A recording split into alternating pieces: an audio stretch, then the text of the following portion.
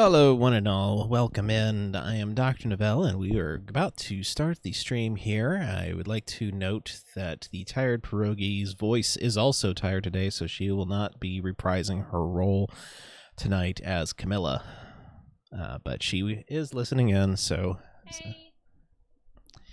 Also, Shadow Knight, welcome in. Thank you for joining. How are you? Let's see here. Oh, you know what? I have not done this in a while. I've just taken for granted that they've been working.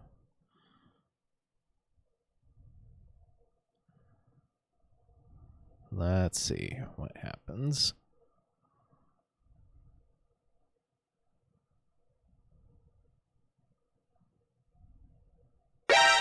Okay, perfect. You're tired? That is a mood. It's a gray day here, raining, actually, so...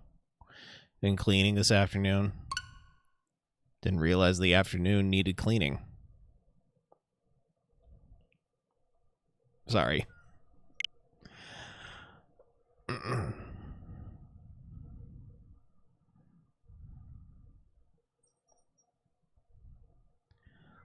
let's go ahead and get into this.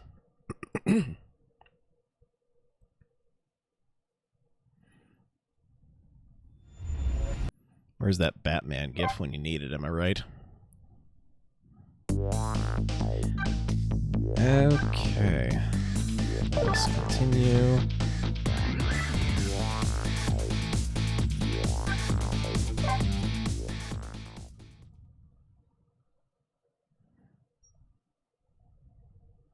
Chapter 13, 12:51 a.m. Events occur in slow motion.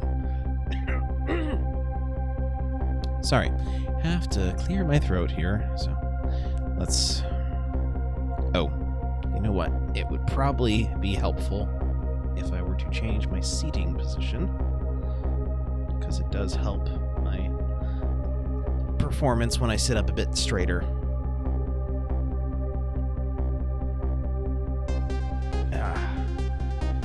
There we go.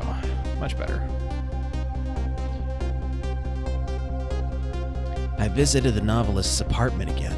I'm hoping to be able to do something about this mistaken identity kidnapping.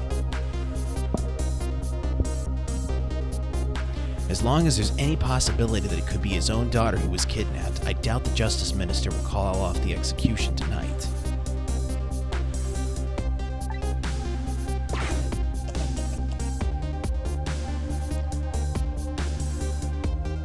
The key to dispelling the minister's doubts is now in bed, coughing, and I need to use this key before that prison van arrives to pick up our death row inmate.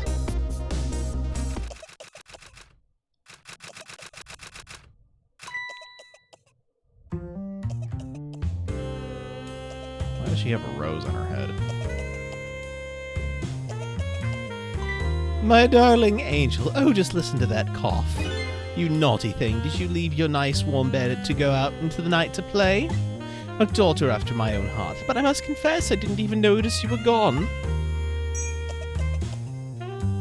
That explains where she wasn't earlier why she wasn't here earlier when I checked. I didn't go out to play. I went to buy Papa a birthday present. He said he wanted a new lighter. But that's no reason to go out this late at night. But my fever finally went down. I could barely move before that. Mother of the Year material. In fiction, I have seen far worse. That does not excuse her, though.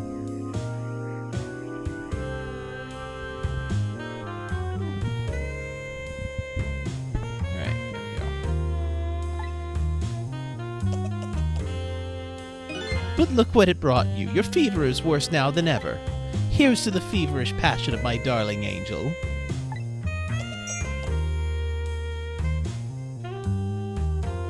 Mama? Yes, darling? Let's call Papa and wish him a happy birthday, even though it's already past midnight. Not tonight, Amelie. I hate you! Looks like this little girl was safe all along. I already knew that, but I'm still relieved all the same. And there's another lucky development, too. Amelie wants to call her father, Now, if I can just make use of that feeling somehow, that would surely bring the Justice Minister around.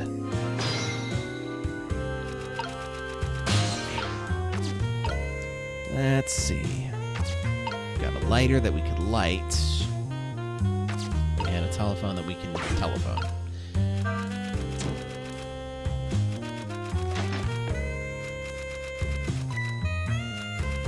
Oh, that was easy. The phone.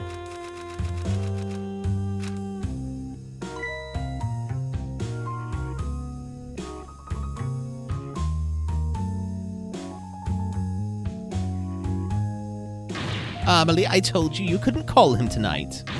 Why not? Listen to me, Amelie. Your father is about to make a big mistake. I want him to reconsider. What do you know about it, Mama? He's the one who's the Justice Minister, you know.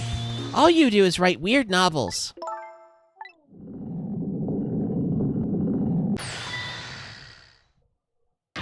What do you mean, weird? How dare you disparage my romantic expressions? Now you've made me really angry. You really have. How do you expect me to forgive such an insult?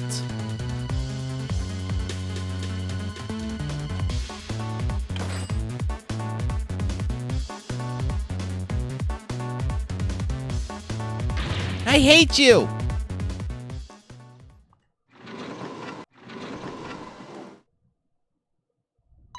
There. I'll be keeping my eye on you now, so you won't do anything else mischievous.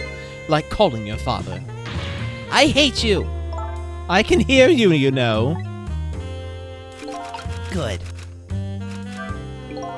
Phew, what a pair. I don't know what this family's issues are, but I do know that I have to do something about this lady so Amelie can call. Let's see. Can I move this lighter over and burn her dress? No? Darn.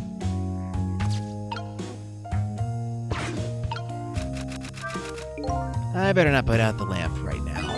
It'd only pour oil on the flames of anger in this lady's heart. If I want to give Amelie a chance to use the telephone, I have to think of a way to keep her mother out of the way. Mama, what is Papa about to do? Never mind. Nothing you need to know right now, Amelie. Why is everything always such a big secret? I'm part of this family too, you know. It's not something for children's ears. You'll understand someday. I don't want to know someday. I want to know now. It's not fair. You just don't want to tell me. I just want to wish Papa a happy birthday. Not tonight. If it was up to me, I'd let her call him. Shadow Knight says, oh, this one's fun. It's been a minute, so I do not recall. Oh, the rat's been chewing at things. Pendulum, swing harder. Wall clock, make chime, latch turn. Valve turn. Chandelier, hoist. Dictionary. The lady's dictionary. Wasn't this on her desk before? Poor thing, destined to never be returned to the bookshelves. I have some things like that. Alright, let's see. Turn the latch.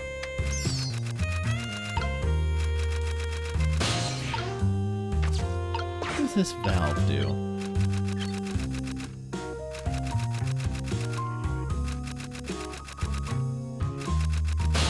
Nothing, apparently.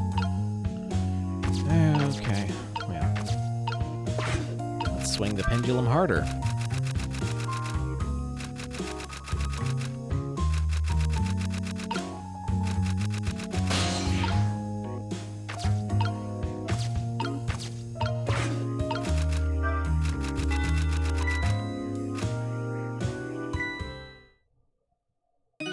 Well, well, having a good time, are we, little rodent? Sweet dreams! Did you fancy the vintage, my whiskered friend?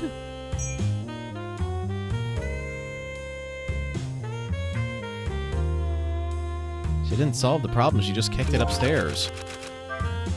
She's more powerful than I thought. Looks like she tipped the wall candelabra to one side, too. The angle of those candles.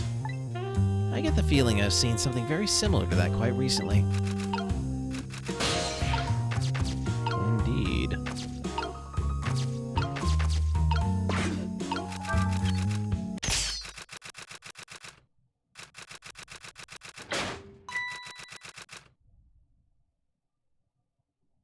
Oh heavens, a blackout at a critical time like this? Of course, dim lights suit my story of love very well, but I myself am not very fond of the dark.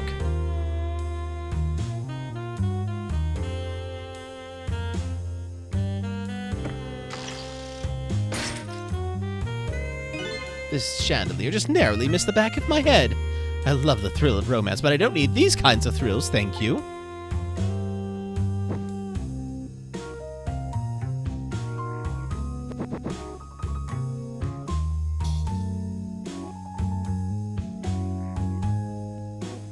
She's drinking grape juice. You know how I can tell? The grape... She just dropped a lit match into her drink. If that was alcohol, it would go...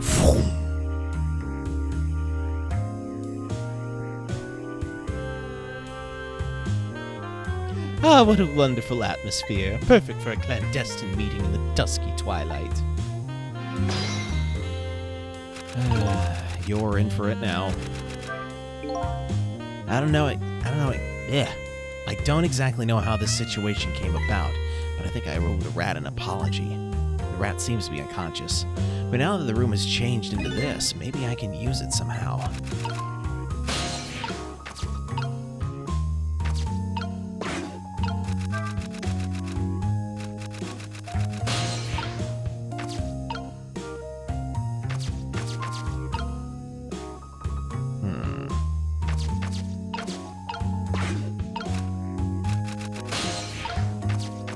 Let's see, I'm gonna try turning this crank.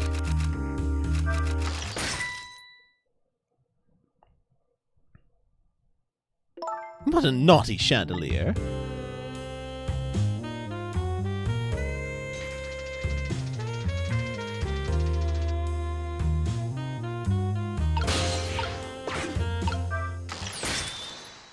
Darn it. Such insolence.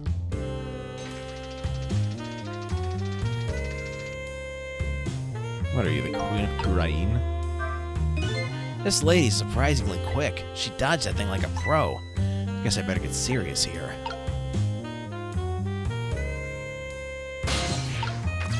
Well, I tried. Is it insolence or insulation? Whatever, I'll look it up tomorrow.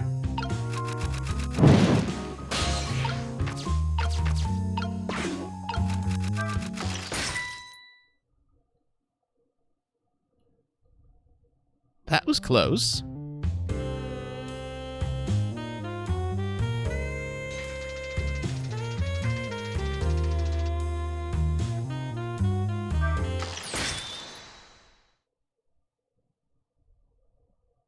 Such insolence. Such reflexes. That's twice she's managed to dodge like that. Who knew she was a dodging champion? Starting to get annoyed.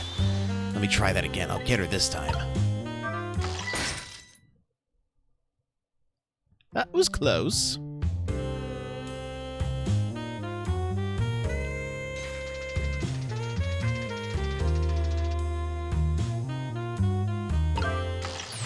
Eek! Amelie, help me! Mama!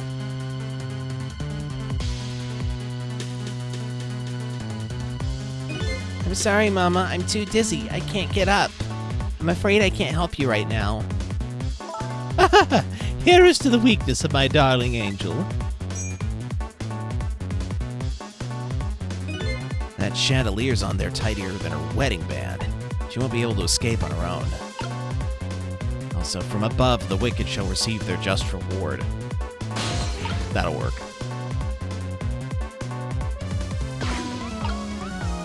I have a funny idea. Help! Help! Help! What is going on here? Amelie, look, do you see this? Help me, please!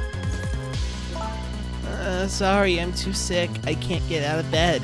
My head is spinning, so I guess you'll just have to stay out there spinning too. Looks like this lady won't be going anywhere for a while. Now the little girl can call her father. The only trouble is she can't reach it. I guess I'll just have to deliver it to her. Oh, that's right, the angle of those candles. I saw something very similar just recently, didn't I? Also, just because I can.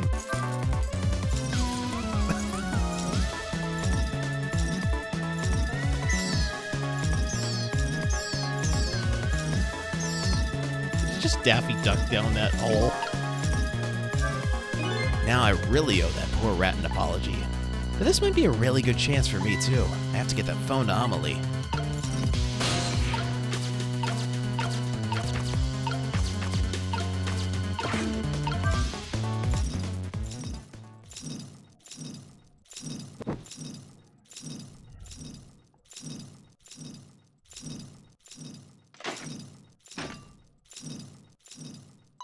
I'm not going to question how those shelves are positioned. What in the world is going on here?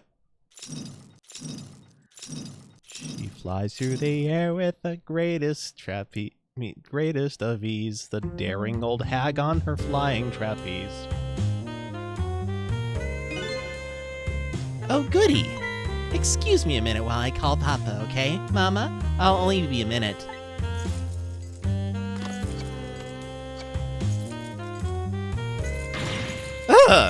Don't you dare, Amelie. I won't have it. Get me down.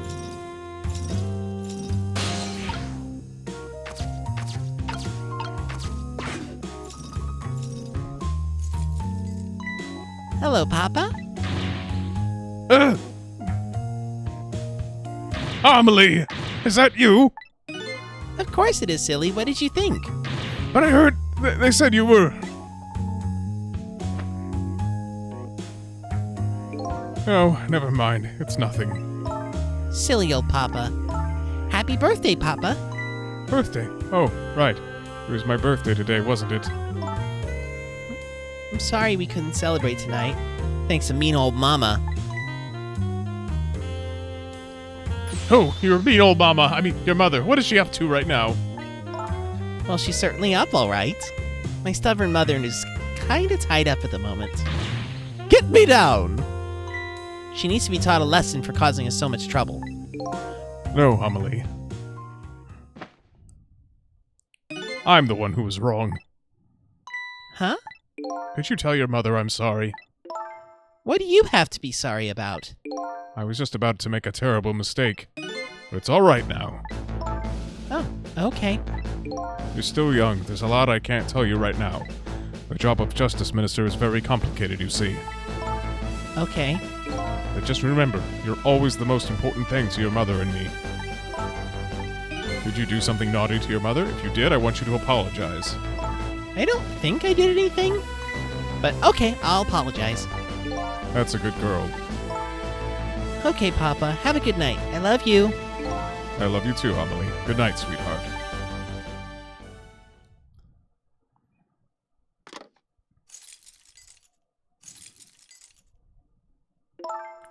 Mama? I'm sorry. My goodness, why the sudden change? I guess I was wrong about you. I didn't understand. Oh, Amelie. I thought all you ever did was write these weird novels. That makes me a little sad. Papa said the job of Justice Minister was complicated. Yes, your father's job is very, very complicated and difficult. That's why I couldn't talk to you about most of it. But you're right, I shouldn't treat you like such a little girl anymore. You're growing up, after all. And I promised to stop calling your novels weird and try actually reading them. What? Oh, maybe you better wait until you're a little older for that. Oh, okay. So, Amelie, if you're feeling a little more charitable towards your old mama, do you think you could let me down now? You know, I would love to do that, but I'm just feeling too dizzy and sick right now.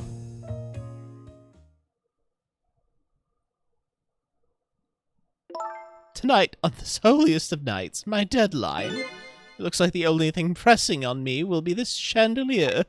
Here's to Papa and Mama's darling angel.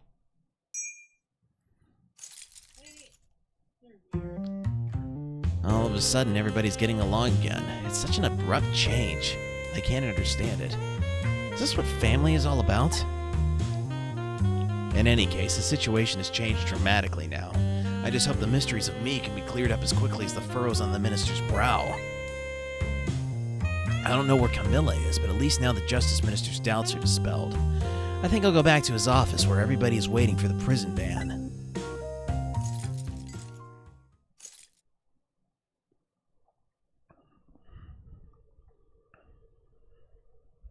The minister's family now has their smiles and harmony back, but Camilla is still in the hands of the kidnappers. I decided to go back to the Justice Minister's office. Surprisingly, the minister's brow is still just as furrowed as ever, quite unlike a father who has just learned his daughter is safe. He seems to still be in the depths of despair. The atmosphere in this room is very different now. It seems to have an air of unfocused anxiety. I get the feeling something big is going to happen. Excuse me.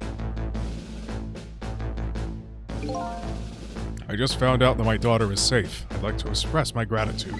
Thank you. Thank you for my daughter's sake. And for mine. No need to thank us, Mr. Minister. It was nothing. What did he do? But one question. I can't help but notice. Your daughter is safe. And yet you still look unhappy. How about a little smile for us? Of course, there's still the matter of the other kidnapping victim. But is that really the only thing that troubles you, Mr. Minister?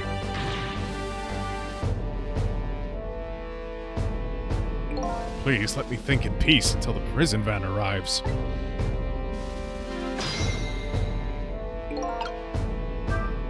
I wonder if Lynn is at the park yet.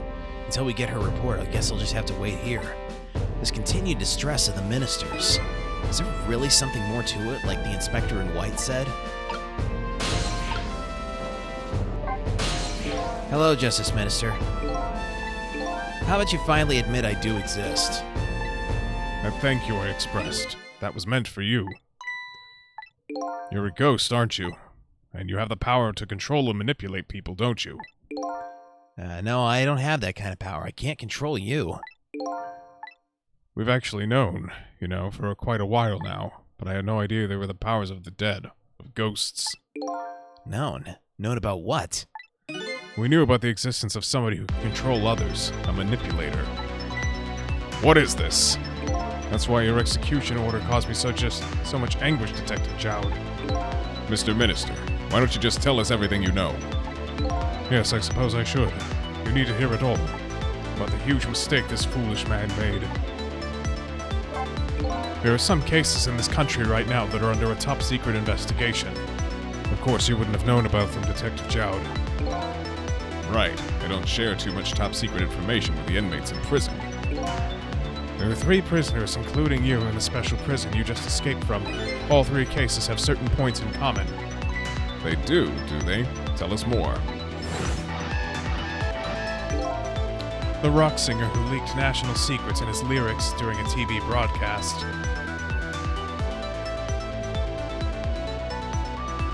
The curry-loving fellow who took the chief commissioner hostage at the Metro Police Department. Neither of these men had a motive for their crime, and both of their crimes were impossible. Impossible? The curry lover had no way of knowing how to infiltrate the commissioner's office, and the rock singer have no way of knowing the national secrets he leaked. The Special Investigation Unit submitted an investigative report to me on them.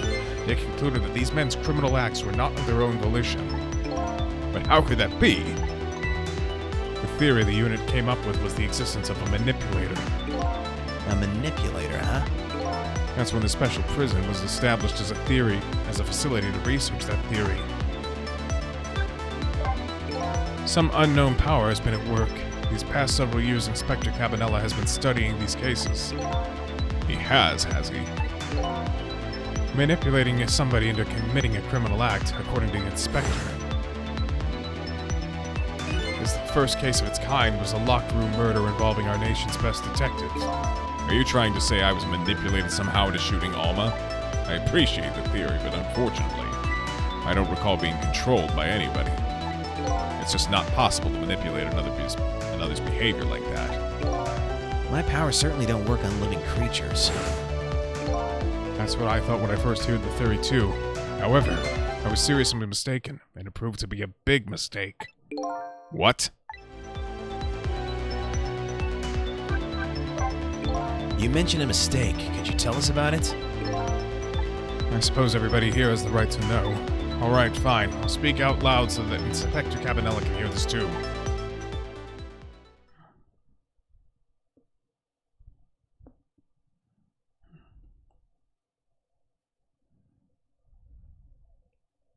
There's something I'd like the two of you to hear. It's about a mistake I made.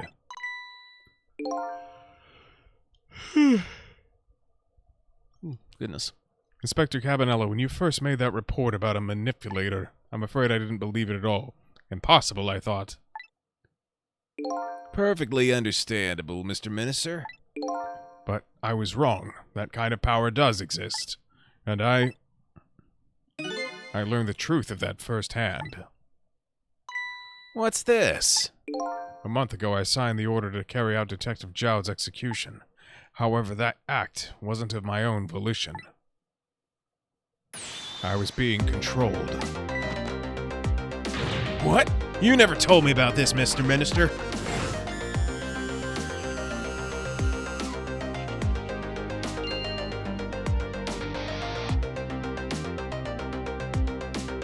What's going on? This document. What am I doing? No, I mustn't sign it!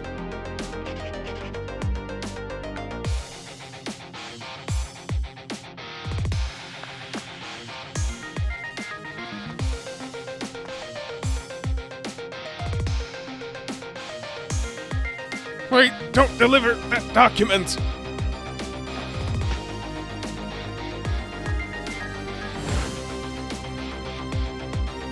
That was when it started. That's when all my fear, despair, and suffering began.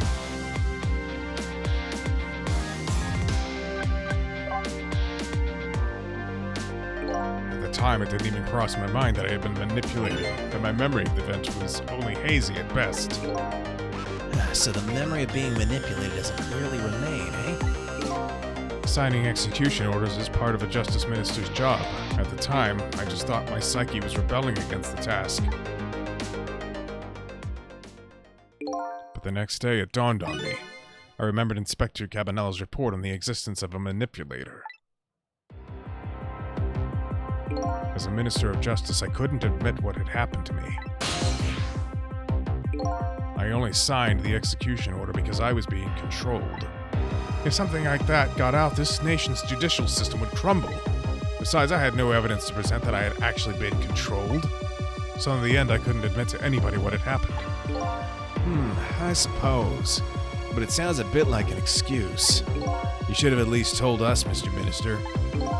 Yes, I know, I should have. I was running away from the problem.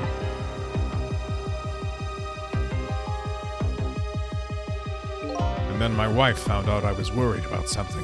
Well, if you go around with an expression like that, I guess it's bound to happen. I explained it to her, and she was dead set against the way I was handling it.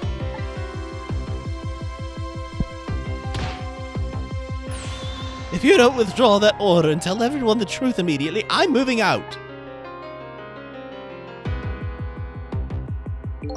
And then with the kidnapping tonight, with it thrust under my nose like that, I could no longer deny my mistake.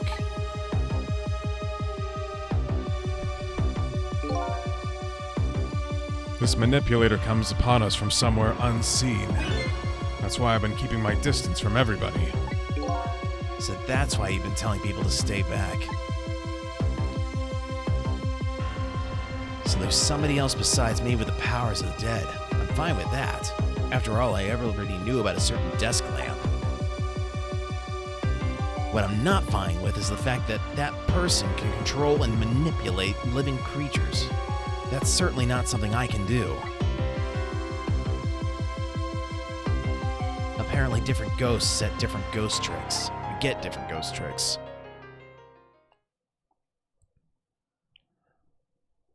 But I never imagined that tonight I would find out where this kind of power comes from. Where it comes from? Inspector Cabanella, this manipulator is a ghost, a departed spirit. A spirit? As a matter of fact, there's a ghost talking to us right now. What? What did you say? Chow, don't tell me you can hear this ghost too! I'd say the only person who can't hear him is you. Well, that and these two guards here, but that's beside the point. Spirit and ghosts? Gods in heaven. Excuse me, Mr. Minister, I suddenly have some urgent business to attend to. I recommend you think long and hard before making your final decision, sir. Inspector!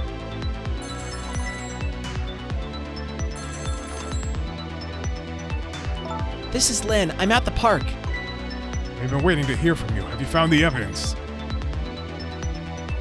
Well, the situation here is... it's kind of difficult to explain. Sissel, if you're there, come to the park immediately.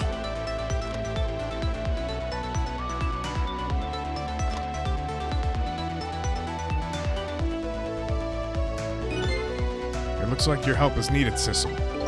Yeah, I guess so, huh?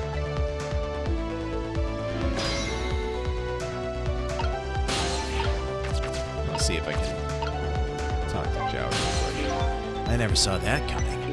The minister was being controlled, huh? I'm truly sorry, Detective Jowd. I have no excuse to offer you.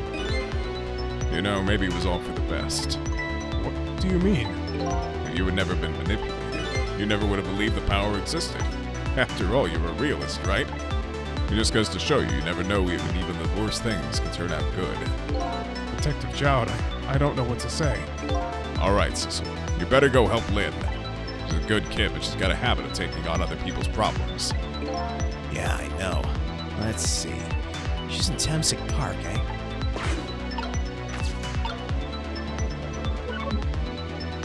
Yeah, stop. There we go.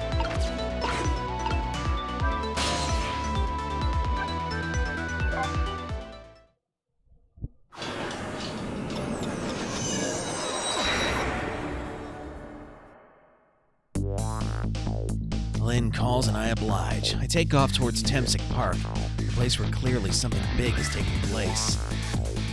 The manipulator. The person whose very existence sheds new light on everything. Detective Jowd's crime, the execution orders, and even my own death. Could it be? Could Lynn have been manipulated into shooting me?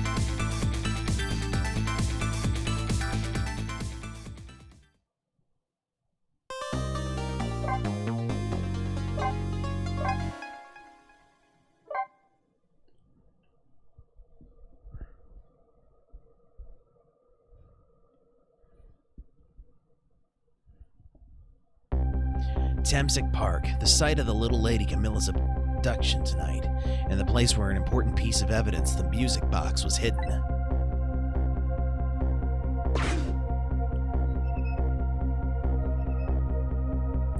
wonder why our lady detective is looking so dejected. At least she isn't dead this time. But what did she find? Looks like she found a leaf.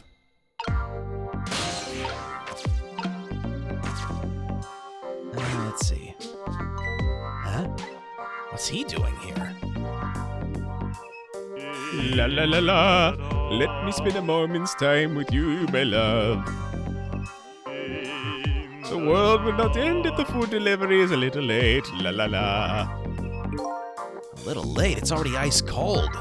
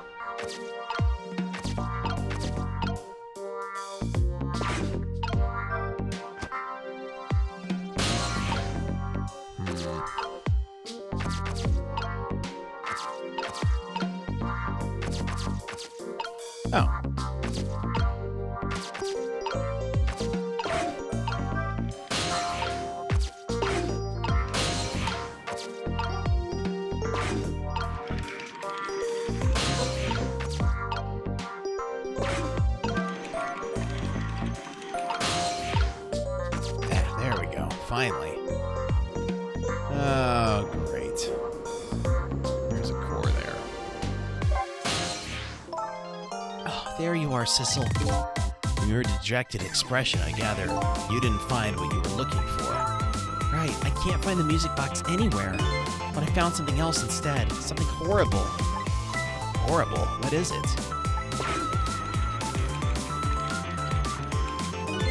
There, in the grass. You better see for yourself.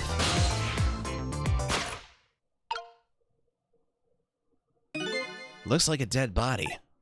I nearly died when I saw it. And I suppose now that we've found it, we can't just leave it there, can we? No, I suppose not.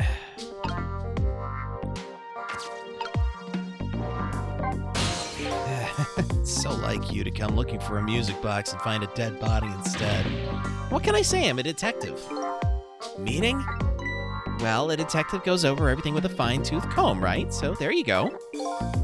Fine-tooth comb or none, you were bound to run across it. I mean, it is pretty obvious. Anyway, go on, Sissel. Get to it. What am I, your bloodhound? Okay,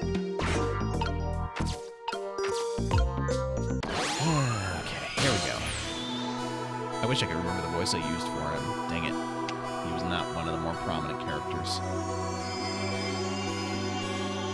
Stop the park from being turned into a housing site. Protect the park, the Rock of the Gods. You there. You're talking to me, aren't you? I have some leaflets for you. Leaflets I know you'll be very interested in. I urge you to peruse it thoroughly. Examine it in detail. Never mind that right now. Do you remember your name? My name. What does my name matter when there are more important things to worry about? Okay. Come now and study these tracks with me, my brother. Come and learn about the Rock of the Gods with me. The night is no longer young. As a matter of fact, daybreak is approaching, but we are still young. Look, I don't have time to get involved in your way of life, but I am interested in your way of death. So let's go back to 4 minutes before your death. I gotta be more careful not to accidentally hit the A button when I'm reading dialogue. That would have been a nice thing for them to add, a dialogue log. And so I made up my mind. I resolved to live here in this park and defend it. Okay, and what does that have to do with this Rock of the Gods you mentioned? You still don't appear to understand it. It's written quite clearly in the 4th leaflet, in great detail. Excuse me, but I have to use the restroom.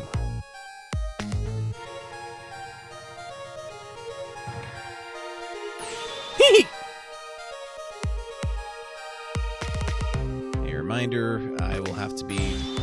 I'm coming! Just hold on. I'll be right there. I've located the target, Beauty. A girl of the right age, coming out of the right apartment building at the right time.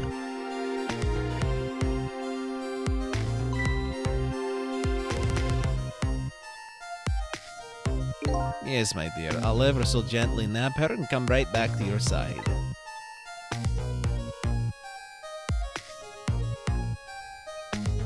Good evening, young lady. Won't you come with me?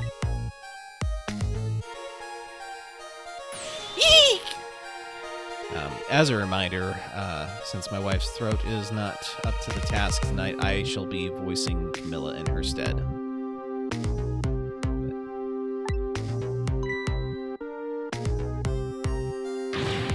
Oh gods, what should I do?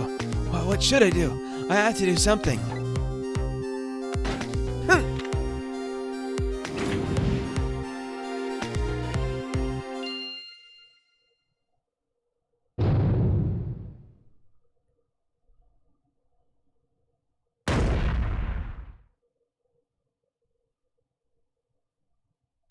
What in the world? What just happened? Oh, that's Mino. Mino? Mino the mascot, the symbol of Temsic Park. Forget about the name of that big creepy lump of concrete. I'm talking about the way it changed direction. Did you see that? Yes, I did. We witnessed it with our own eyes, the power of the Rock of the Gods. That was the power of the gods. The power of the gods saved that little girl. And then that same power very deliberately crushed you instead. Yes, that precisely. That is called the mischief of the gods. Was it the mischief of the gods, or was it a ghost trick? Nah, it couldn't have been a ghost trick. No ghost trick could change direction of something that heavy in midair. Wait a minute. What if there was somebody with much greater powers than me?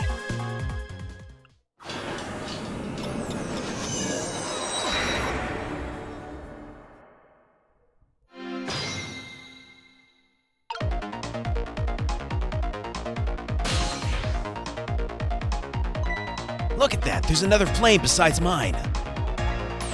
Oh, so that's the flame of a god, is it? Hold on. Your spirit is a flame too, isn't it? Yeah, so? Pardon me, but are you a god? I sincerely doubt it. At the last minute, the big lump of concrete made a huge swing to one side. That was probably the flames doing. Who could it be? I definitely believe it's either a god or somebody god-related. Maybe I better try talking to this person.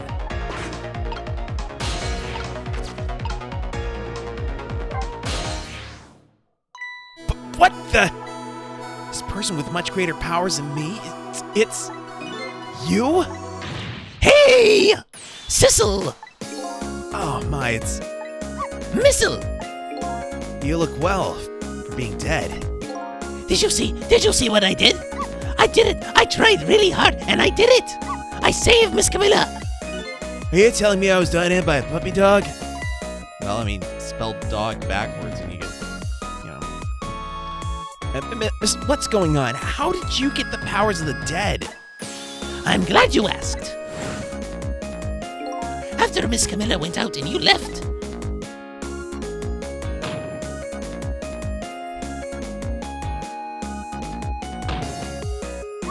I worked like crazy to make my own path, and I did it.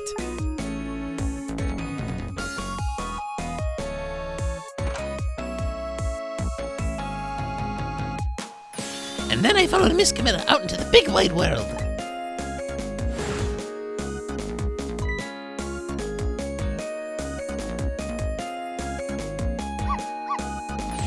And then, here at this park, I found her at last. Yes, you guessed it. I barked. You bet I did. And I went running after her, too.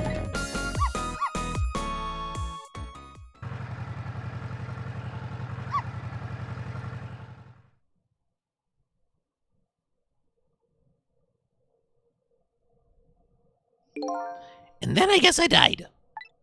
And then I was unconscious for a little while.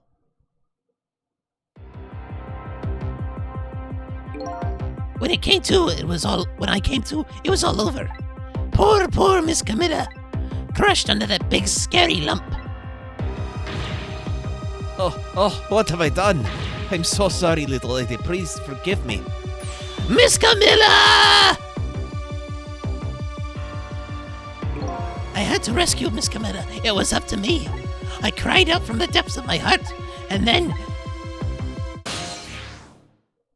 I can't tell you how surprised I was, but I bet you understand, right? Better than probably anybody else could. And I remember what you did for me, how you saved me. So, you went back, right? Back to 4 minutes before the little lady's death. You bet I did.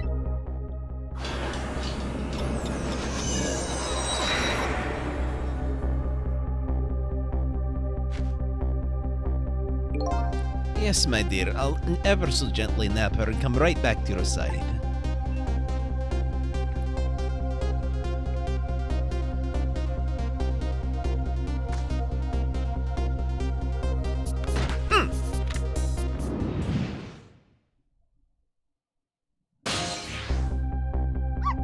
Now's my chance, I thought. I saw the core.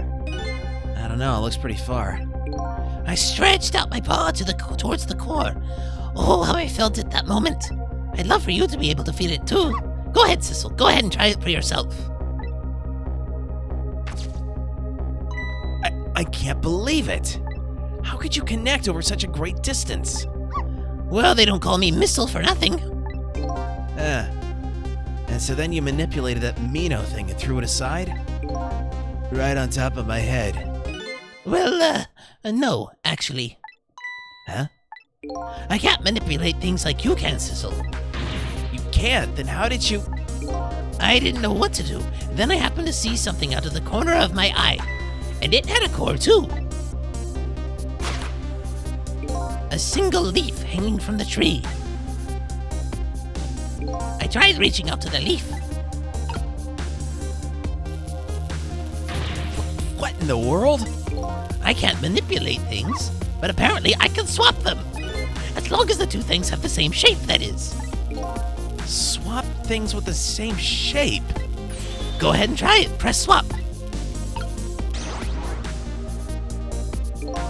That's incredible.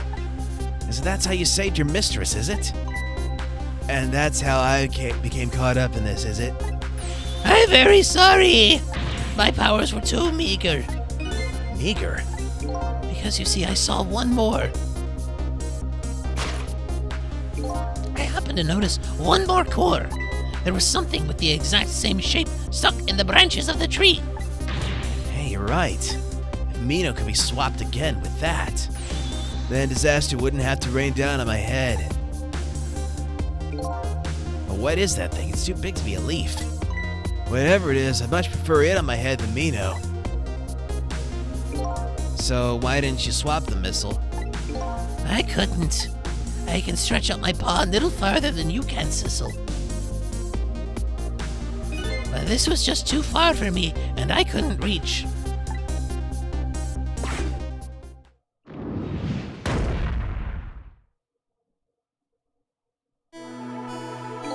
Must admit, it's a fascinating spectacle of a death, if I do say so myself. I kept retrying over and over, seeing if there was anything I could do. Bet there's something you can do now. Huh? If we work together, you and me, Sissel, you think so? I don't plan on letting anybody die in front of me tonight. Do you think you could help me? Of course. Naturally. So we're gonna drop that Mino thing in a different spot. Okay, let's try it. Let's go back again to 4 minutes before.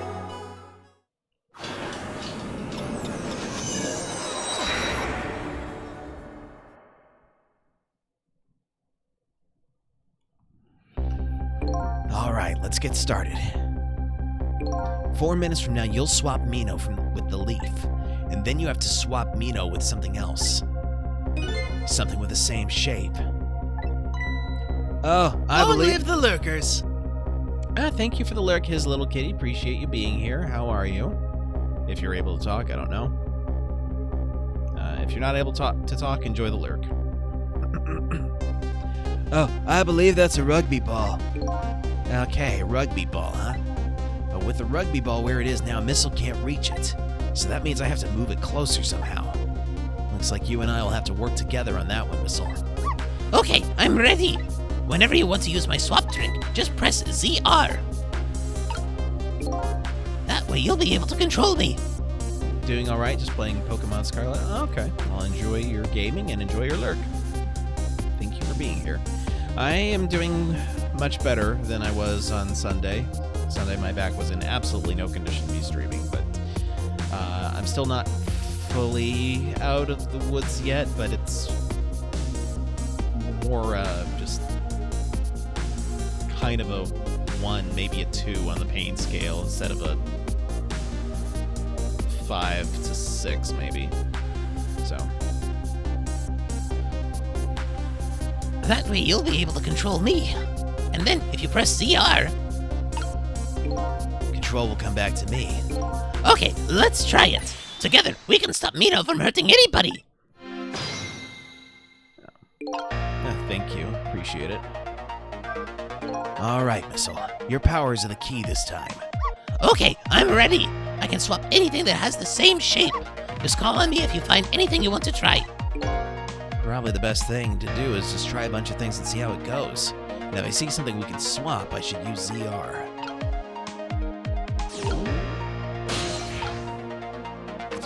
Let's see. Trowel. Lever.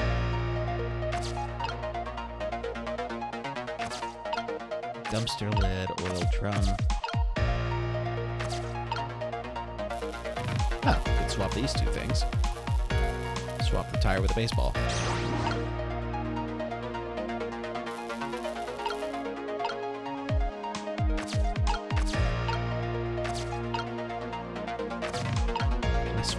think I can swap the tire with the basketball, too. I'm not sure what that's going to do.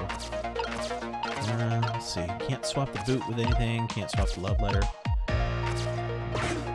Look at this funny flattened ball.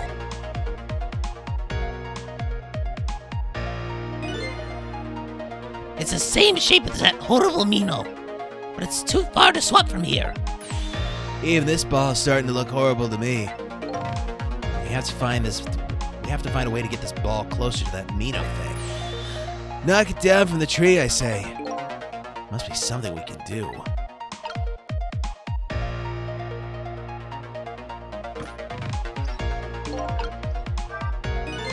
Here you come already.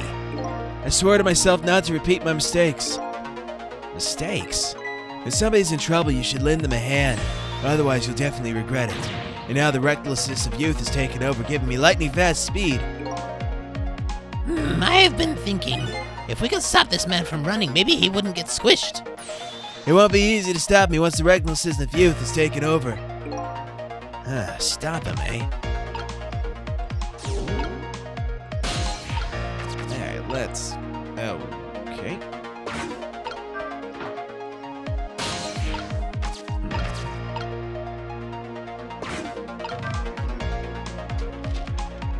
It's so heavy I can't move it very much. Maybe because of that swap I made. Guess a little ball's about all the weight I can handle. Well, let's see how this plays out, I guess.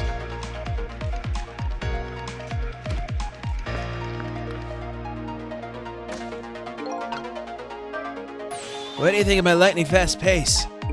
Wish you would knock it off, that's what I think. We don't have time to prepare. We're gonna have to find a way to stop him from running.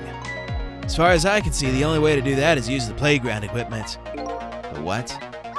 You know, the seesaw, the swing, those things. Precisely. Except there's one more piece of equipment to be exact. Stop him with the equipment thing. Maybe I should rethink things here. Alright, let's... Alright, wrong button. I just...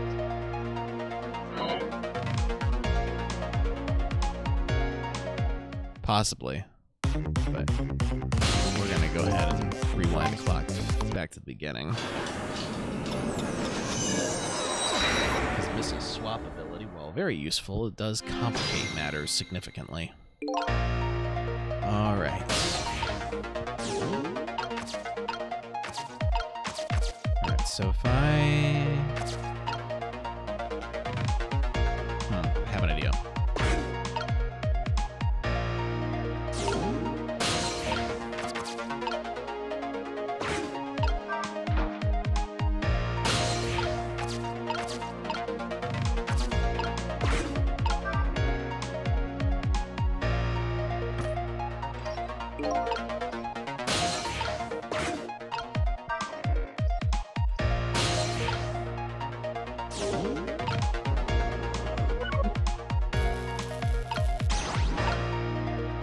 Let's see if that does anything.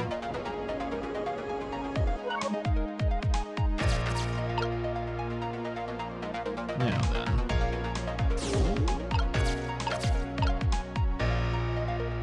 Nuts. I can't reach from here. Well, maybe if I wait until he gets on the playground equipment.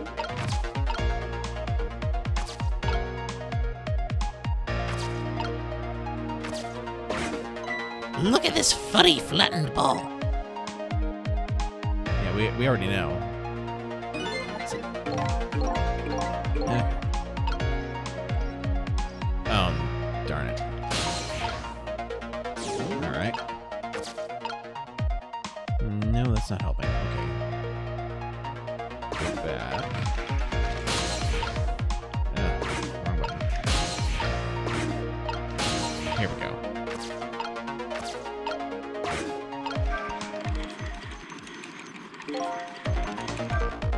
Wow, I didn't see this coming. Don't you know the first thing about the globe climber? Huh? Even little children treat it with the respect it deserves. They know that unless you spin it gently, there's no stopping it. Yeah, it does look pretty dangerous. Looks like I'm just destined to fly through the air like this for a while.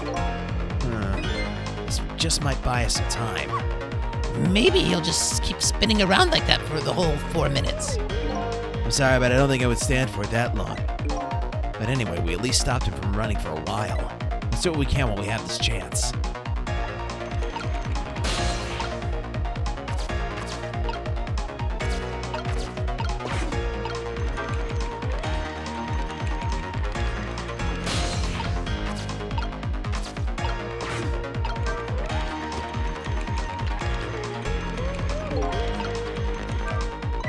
Oh, that was so close.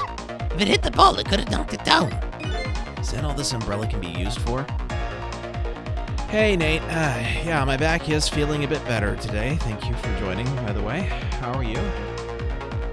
Yeah, I'm not fully recovered yet, but my pain was like maybe a 5 or 6 on Monday. It's down to about a 1 now, I think. So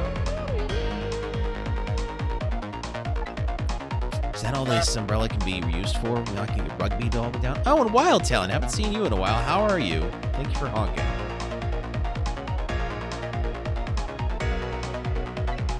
But don't forget about my powers. And don't forget about my recklessness of youth. Alright, let's see here. I think if I can just...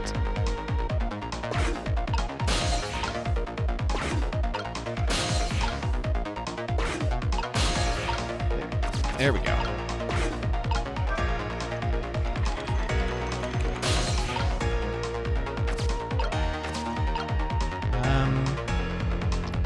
I think we're gonna need Missile to come down here for this. Alright, let's swap the basketball in the tire. Because I think if once he gets off, he should bounce the basketball into that umbrella, and hopefully that will be enough to get the rugby ball some movement. Doing well, got tangled and lurking while you get tangled in the pile of yarn. That's funny. Alright, go back up. Switch to Sissel. Alright.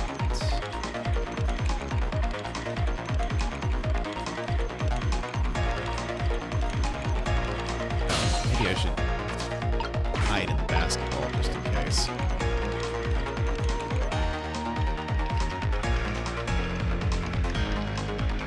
Alright. Here we go.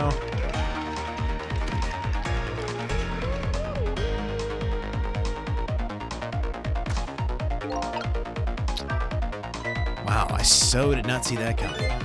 Never thought the umbrella would catch the ball. Did you see that? The tree branch shook a little. I think I saw it shake too. It only shook a little more. It would knock that terrible rugby ball down. From this terrible tree. Maybe it just needs a little more weight. I'm sure we can do this. We just have to put our heads together. Everything looks good so far. We just need one more step. This game is so weird. Yeah, it is, but I like it. Okay, so if I... Missile, how about you? What do you got?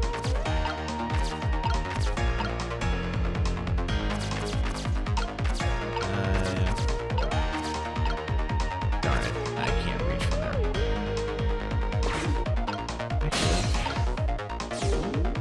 Actually, what happens if I try to close this thing with the basketball?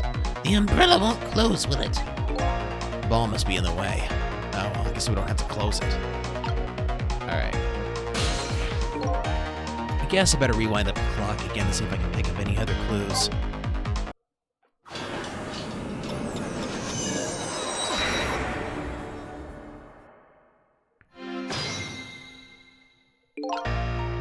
Okay, so if I jump over to... Let's see.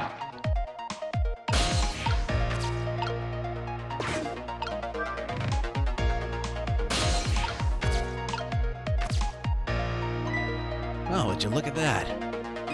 There's sure a whole lot of round things around here. Oh boy! That means it's time for me, right? Oh boy! My hair is also round. Let's see. To use Missile's powers, I just tap ZR. I'll try and see what happens.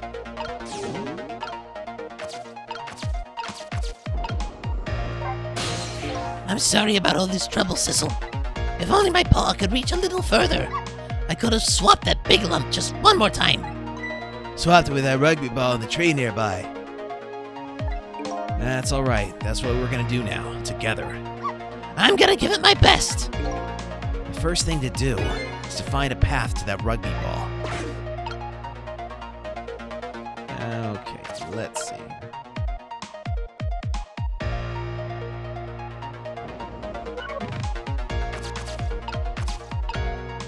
Okay, so first I need to swap the baseball and the tire. Oh, wrong button. Switch over to... Oh, I can't. I'm gonna have to wait until he gets here before I can do that. But maybe I can reach.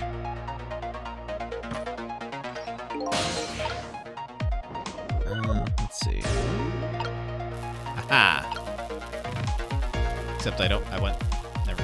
I need that tire there. Don't know why I was thinking I wouldn't. That being said, I do need to get Missile into position, so let me do that. Because he needs to be close to that thing.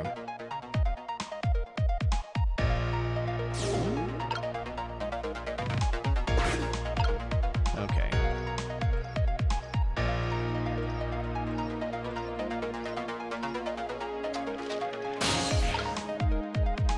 Now,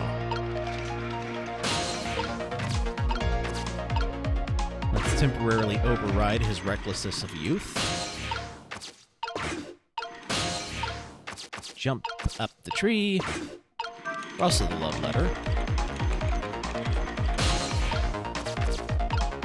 Close the umbrella. Open the umbrella. And if we're lucky, he jumps off the globe. He should catapult the tire. Oh.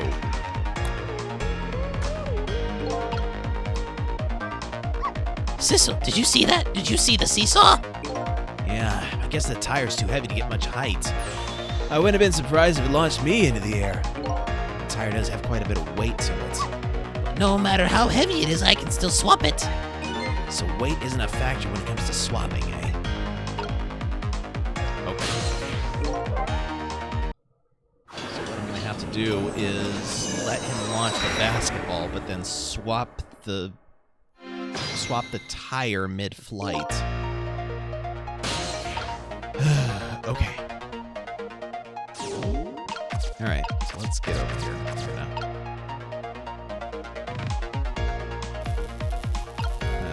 We're just gonna hang out over here for now.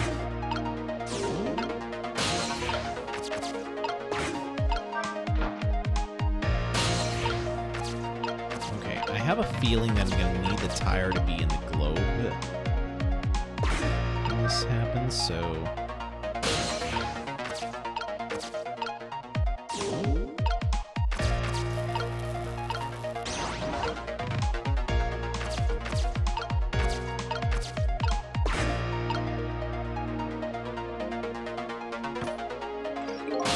And there, Mr. Recklessness of Youth comes charging in like Leroy Jenkins. I can hear that, by the way.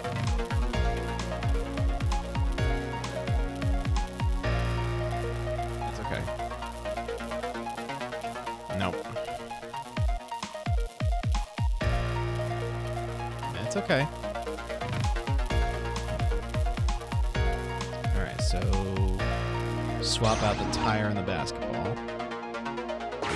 And then we switch to Sissel. Oh. Darn it.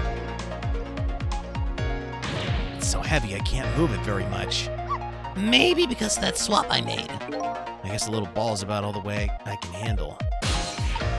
Alright, so let's swap this for now.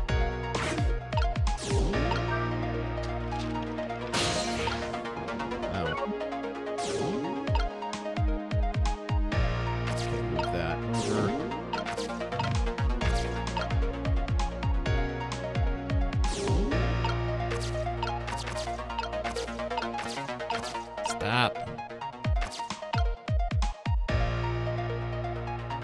I will admit, this one was... There are things that are slightly easier on the DS. Eh.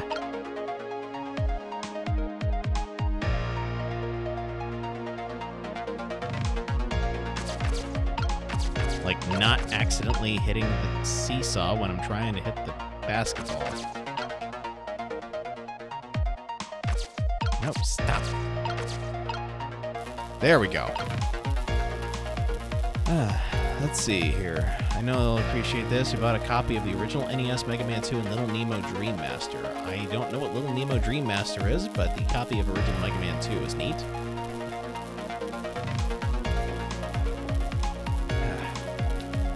I do need to play the classics at some point. I also need to finish. I mean, I also need to play Mega Man X6 on stream. Just a matter of when.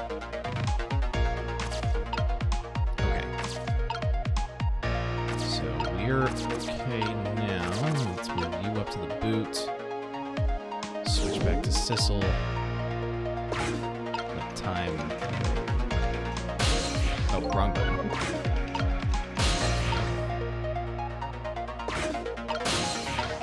Okay. Ah, stop. Okay.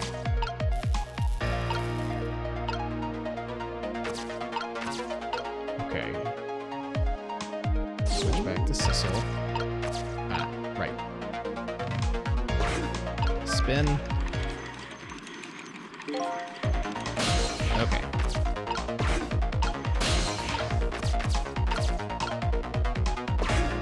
Russell.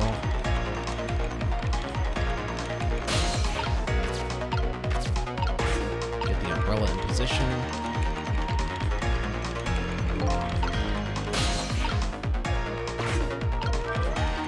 The nice thing is that missile swap physics are very similar to portal physics. Speedy thing goes in, speedy thing comes out.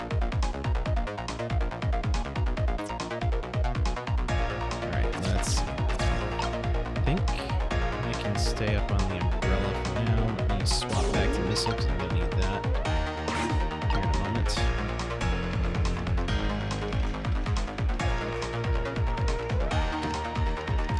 Nope. Oh! Are you kidding me?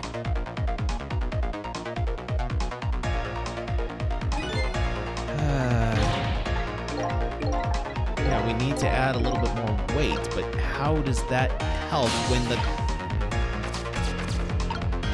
Can I...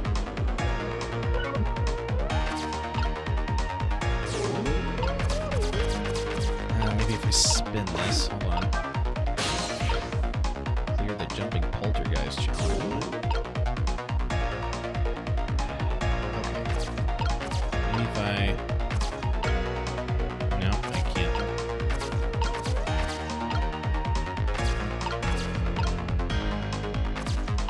Stop.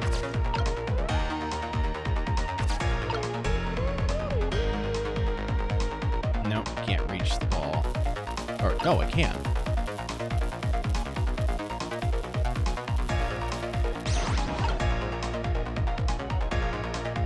Not that that really helps me much.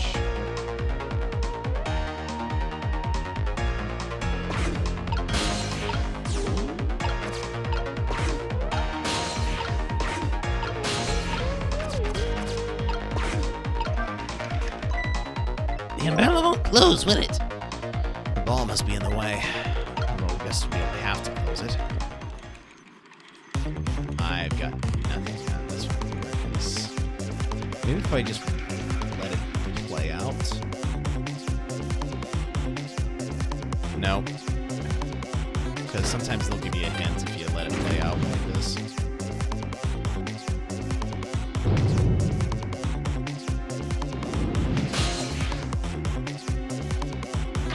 Sissel, help! There's nothing in reach to swap Mito with. Too late. Darn. Guess I'll have to start over again.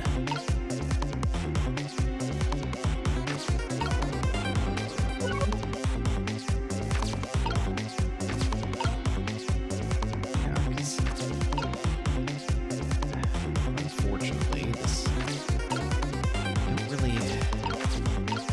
just like a bowling ball I could have him launch, that would be perfect.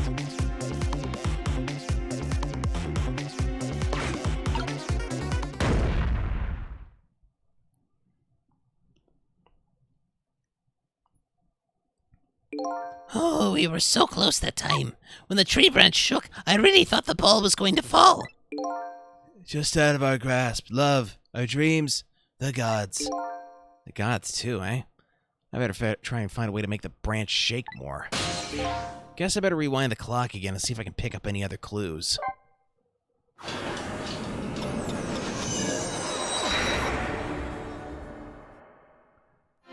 Oh. I have an idea. Okay. So maybe my problem isn't so much that... maybe my problem is that I'm moving the tire at the wrong time. So if I take and move the seesaw, jump to the ball...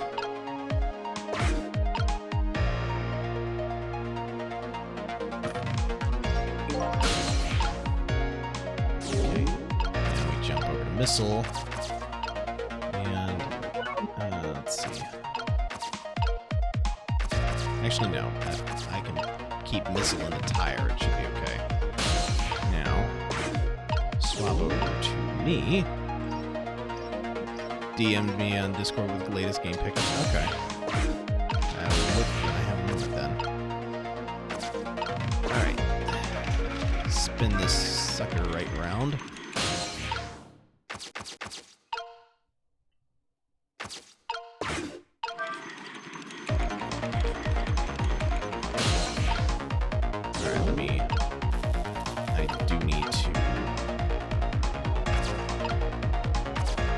Swap the baseball and the basketball.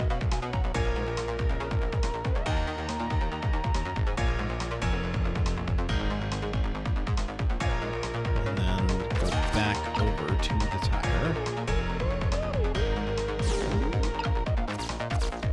Close the umbrella.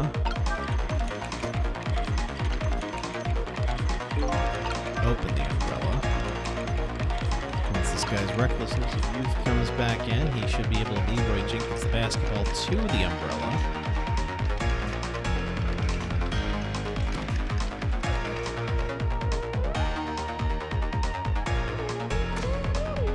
Okay. Now...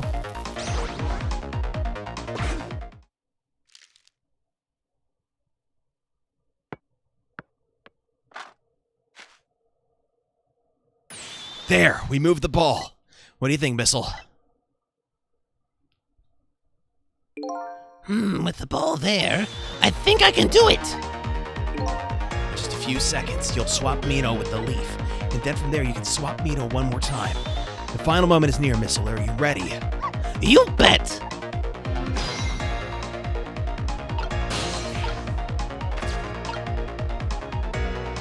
All right. Let's wait.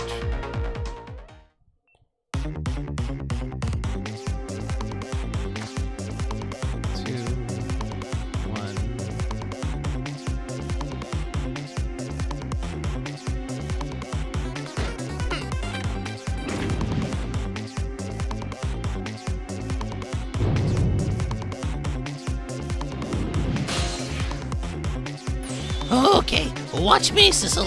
Here I go. Finishing touches. You can do it, Missile. Swap Mino with that ball.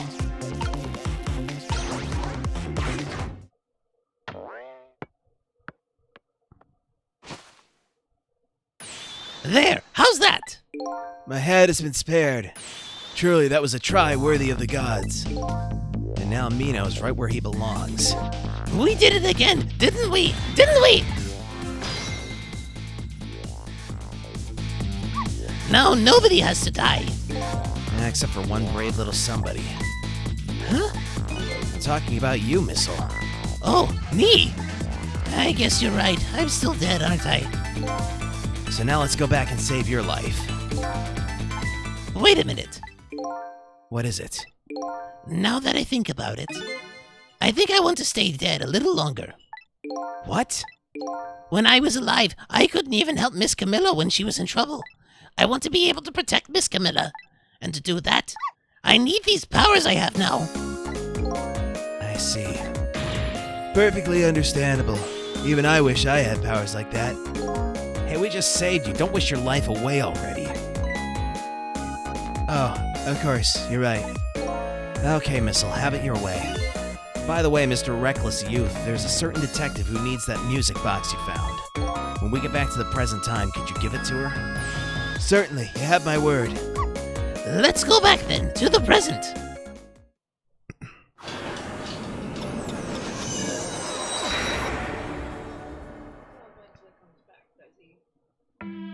Maybe.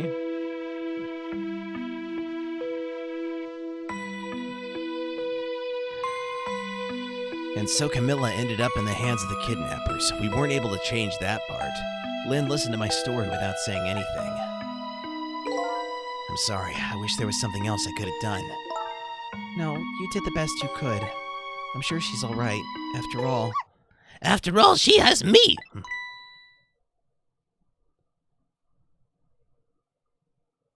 Missile, are you in there? Miss Lynn, leave Miss Camilla to me. I know I don't look much like much right now, but I'm sure I can help her.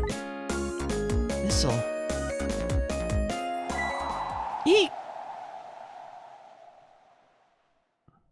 Miss Lynn!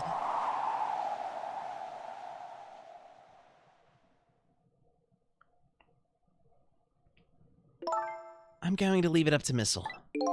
Kinda looks like Missile is being left up to the wind.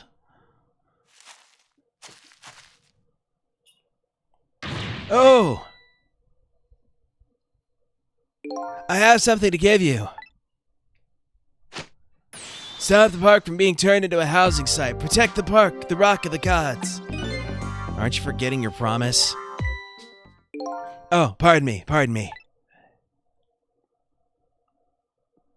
My apologies, this is for you. Oh!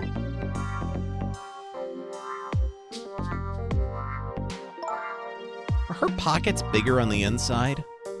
You kept the music box safe, didn't you? Thank you. Not at all. I was only doing what the Rock of the Gods would have wanted.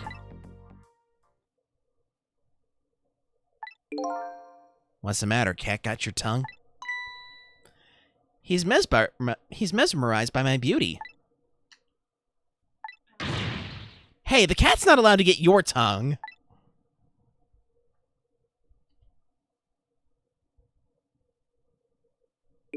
Excuse me, but are you? No, it couldn't be. Have we met before? Aren't you that little girl from that time? I'll never forget it. It was 10 years ago in this park. 10 years ago? Are you talking about...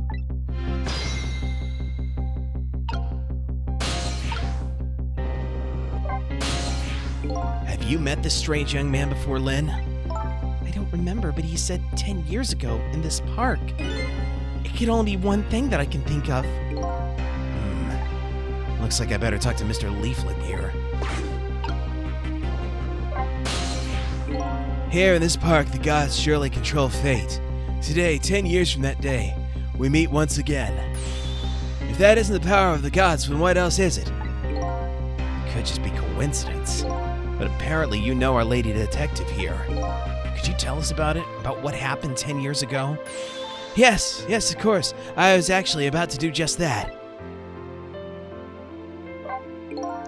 What's this Rock of the Gods you keep mentioning? Don't you know? It's right there in front of us.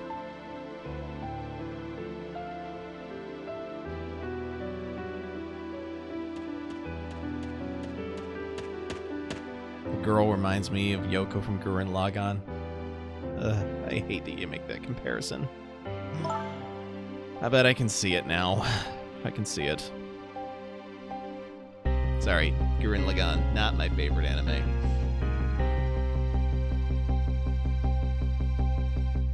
Missile.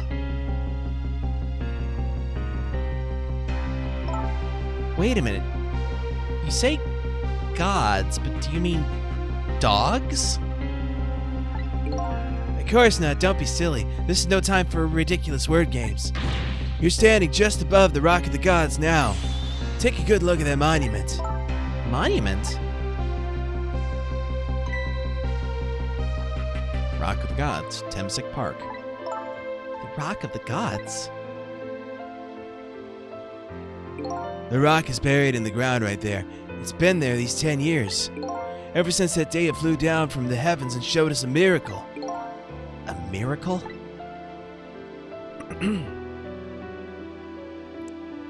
So this rock you've been talking about is a meteorite? Precisely. It dropped from the sky on that day 10 years ago. Yes, of course. Yeah, I know. And there's a lot of people that like the show, so I completely understand that. Just, yeah, I wasn't a fan myself.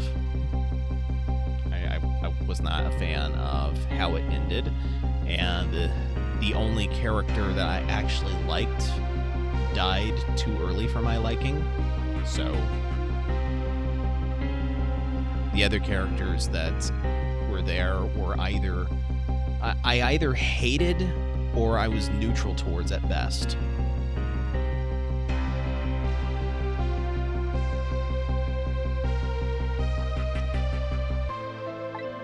Surely you know all about it. Me?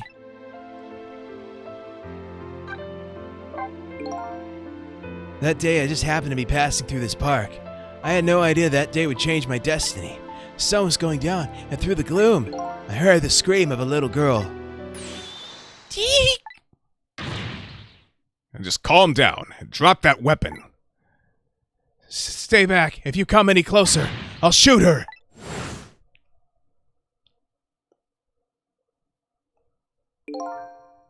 I peeked out fearfully from the bushes and saw some shadowy figures. I didn't see the face of the criminal clearly. I knew I should do something to help, but I couldn't move. The tension was so thick. It was painful. Just when I couldn't stand it any longer. That's when it happened. The sky suddenly burned bluish white.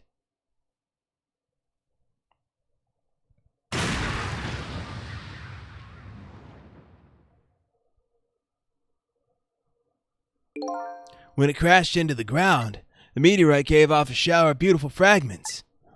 And then I saw it, one of those beautiful fragments, pierced into the criminal's back.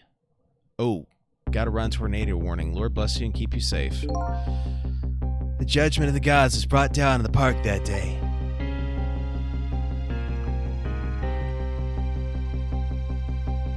"10 years ago, the little girl that was you was saved by the Rock of the Gods." Oh my, I can't believe it. The Rock of the Gods was given the name Temsic, and still today, it lies sleeping deep in the park's earth. I never knew about this Temsic. I always thought Detective Jowd was the one who saved me. You were very young then, and you passed out from the shock of being taken hostage. Of course you wouldn't remember. That's funny. A huge incident like that should have caused quite a stir. It's strange you never heard of it, Lynn. It is, isn't it? But now that I think about it, I remember I didn't want to think about what happened. I avoided the news and I never came back to this park again. That's why I didn't know anything about it. The meteorite was named Temsic after the name of the park that it fell in, and the Rock of the Gods was forgotten. Now an awful thing is happening. Excuse me. They're talking about turning this park into a housing site. I'll never forget the miracle I witnessed that day. And so I've taken up residence in this park, and I'm trying to appeal to the people. Protect the park, the Rock of the Gods. That's my mission. I see.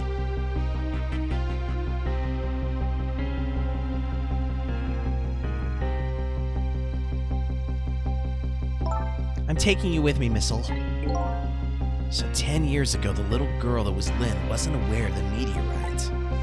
I get that, but Detective Jowd, on the other hand, there was no way he didn't know about this Temsic thing. And if he knew...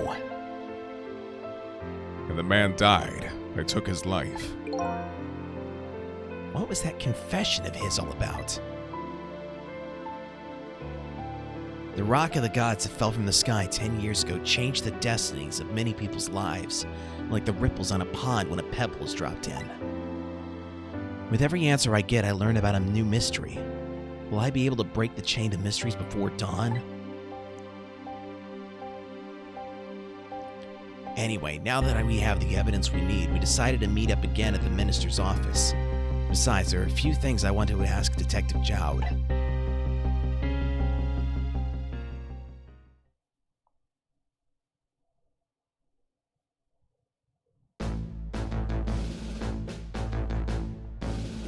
We found the music box, Detective Jowd. Good job, Lynn. I knew you would. Once everything had been resolved, I wanted you to give this to him. Him? You mean Inspector Cabanella, right? I don't suppose he'll ever forgive me. Detective Jowd. Now then, let's get this thing open. There's a certain knack to doing it, you know.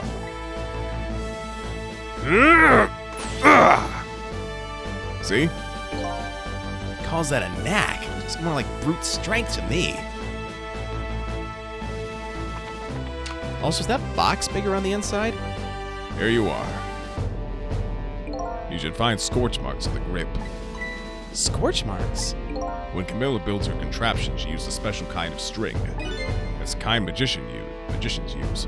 It burns up in an instant and disappears. Why would little Camilla use something like that? I don't know. Maybe because she's a detective's daughter. Not leaving any evidence behind and all that. In the case report, there was mention of some scorch marks.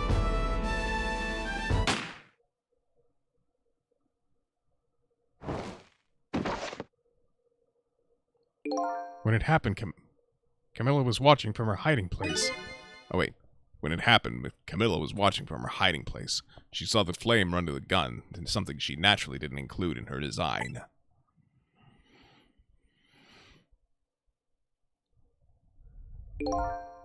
I took the gun out of the frame and replaced it with a picture. If you remove the picture, you should find scorch marks behind it on the frame, too. And those marks should match up with the ones on the gun. In other words, it proves the contraption existed there in that room that day. And it didn't work the way your little girl intended, is that right? Exactly. Some cowardly culprit modified the design. But that angle was never brought up in court. And so as Justice Minister, I must call off the execution at this point.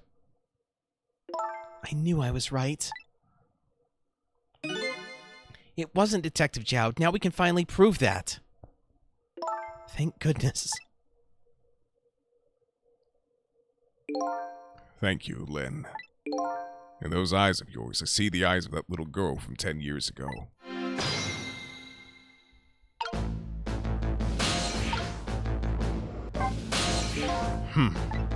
What's the matter?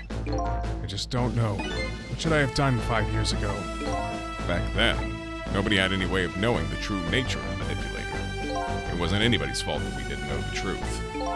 Do you really think so? Of course. Besides, what's important right now is deciding what to do next. Am I right? Thank you for the resub, Reeve. Appreciate you. How are you? 35 months in a row. Just one more month and we'll have the anniversary, it seems. So, still debating on exactly what I want to stream for the anniversary. We will figure that out as it comes. Good, just trying to relax for the evening. Gotcha. Alright, give me a moment because now is a good time to start with some shoutouts. Future Redeemed. No, I'm going to be doing Future Redeemed as a natural extension of 3. I just wanted to finish Final Fantasy VII first, because I don't want to be working on more than one RPG at a time.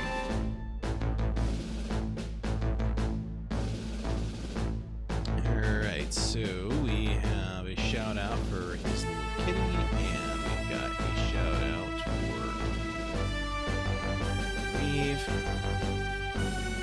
So lesson, if you see a stranger, follow him or her. And his little kid was playing some various game. I'm not sure which one most recently. And Reeve has been playing Star Wars Jedi Survivor, so if you want to watch what I hope to be an actual decent Star Wars game, it's hard to say since he hasn't finished it yet. At least it's probably better than anything that's currently airing. I'm not mentioning any polite. Yeah, not mentioning any names.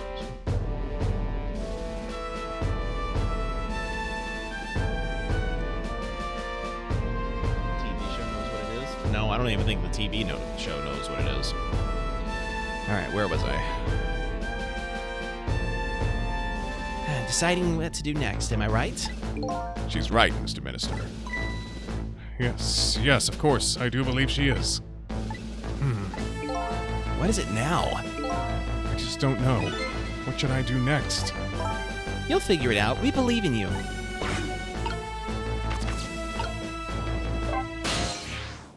Sissel, if you hadn't come to my cell tonight, I would be gone by now without ever having known any of this. This is what I deserve. That's what I told myself these past 5 years. But things are different now. Thanks to you, my eyes have finally been opened. Tonight, I've come into contact with a lot of people's lives and gotten involved with their fates. The only reason I was doing it was to regain my own lost memory. But things are different now. We're connected to each other somehow, I just know it. And that's why I need to ask you a few more questions, in order to find the truth about us. Fair enough. Fire away. Sissel told me all about it, Detective Jowd. About the manipulator. Yes, and it looks like this manipulator really did a number on the minister, too. Please don't pick on the minister. If he dies again, I'm the one who has to save him. Sissel, do you think that's what happened to me, too? What are you talking about, Lynn? Don't tell me. You were manipulated, too? There was always a part of me that just couldn't believe it. That image of the one who shot me. But now I see the possibility of a new explanation. But who is it? And why did they do it? That contraption was a birthday surprise for Camilla's mother, wasn't it? That's right. Something's been bothering me about it. I feel like I know that device from somewhere. No surprise there. You lost your life once tonight because of that machine. Right? I knew it! See, Detective Jowd? You're welcome for the shout-out. No, I'm afraid I don't see. I told Detective Jowd about it. I told him about seeing the exact same contraption tonight in a completely different place. That's very strange indeed. The junkyard at the edge of town? I've never even heard of the place. And what's more, I've never told a single soul about the contraption. You haven't? That old pigeon guy. Who in the world is he? Detective Jowd, you must have heard this name before. Temsic. The meteorite that fell in the park 10 years ago. You were there.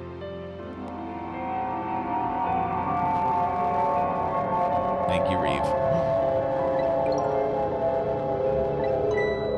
So you found out about that, did you? I hear that meteorite saved little Lynn's life. That's right. I couldn't do anything to help Lynn that day. But in that case, I don't get it. If it's true, doesn't it mean you didn't steal somebody's life away? What are you talking about? Detective Jowd, you told me that 10 years ago, the person who killed the perpetrator in the park was you. What? But it was the meteorite. I wasn't lying. I stole that man's life away, no question about it. It was entirely my fault. I was just about to shoot him. I would have shot him in the next instant if the meteorite hadn't come. At that point, I was already a murderer. That's not true. You were trying to save me. Lynn, I'm sorry, but I don't think that's really it. Huh?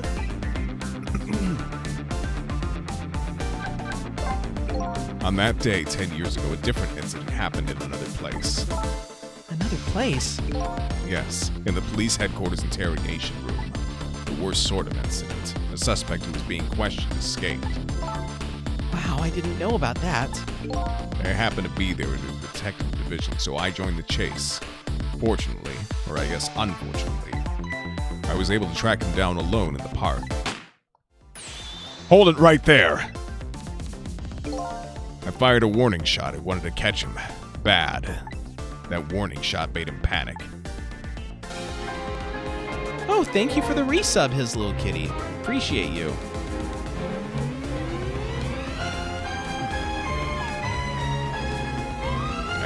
At the time, I was a young green detective brandishing my sense of justice like a sword. I made him panic and got you involved, Lynn. It was all my fault. Detective Jowd. All I could see was my target. I couldn't even see you. I'm so sorry, Lynn.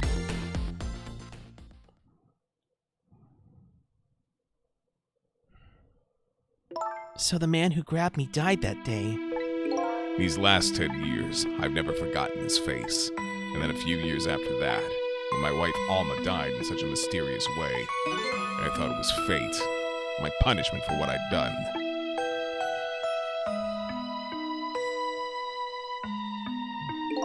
I painted pictures in my cell, nothing but portraits of people's faces. All the faces of the many people I'd met in my life and didn't want to forget.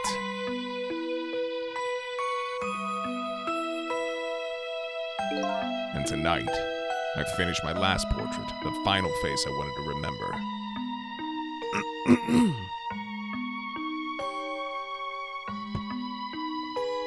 The final face. The face of the man in the park that day.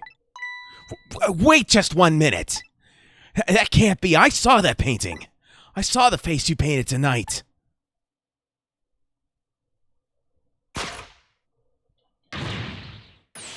It was my face. Are you telling me I was the man in the park that time? That's right. The face of yours is the face I saw 10 years ago. The face of the man whose life I stole. Of the man who was pronounced dead at the scene. But hold on, Detective Jowd. That can't be true. I just met Sissel for the first time tonight. And he died right in front of me. By the way, the name that I know the man in the park by, that day by, isn't Sissel. What? From the first minute I've laid eyes on you tonight, I've been wondering, who in the world is this guy?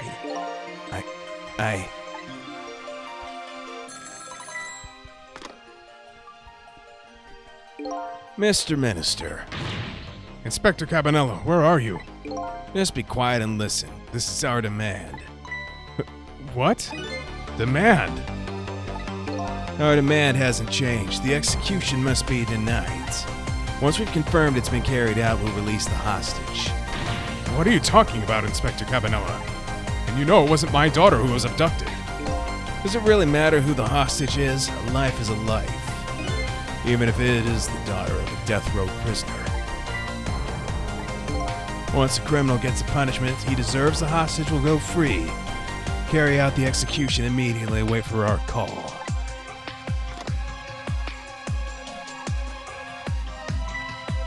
What is it, Mr. Minister? You look paler than ever. What in the world? What's going on, Inspector Cabanella? The rock of the gods from the sky that fell from the sky 10 years ago twisted the fates of many people and started a chain of tragic events. And even now, the chain continues to grow ever longer. Inspector Cabanella's call proved that to us. And the greatest mystery of all has risen to the surface. Who is this me I've been chasing all night? Who am I? I'm even further from knowing than when I started.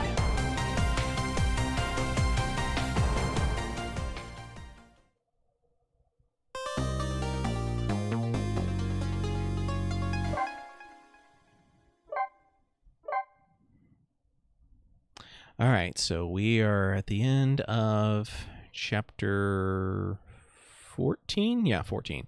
So I'm going to take a break, and I'll be back to finish chapter 15 in a few minutes. So enjoy the Be Right Back screen if you were subscribed. If not, enjoy some ads.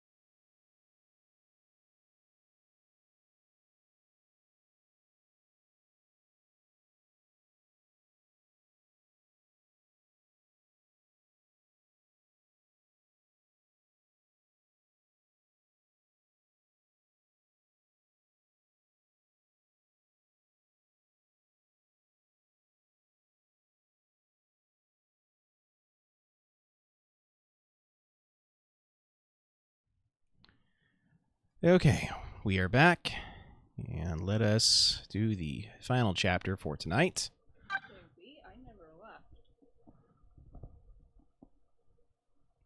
For all intents and purposes, you did leave because I went on the Be Right Back screen, so they had no way of knowing where you were or where you weren't.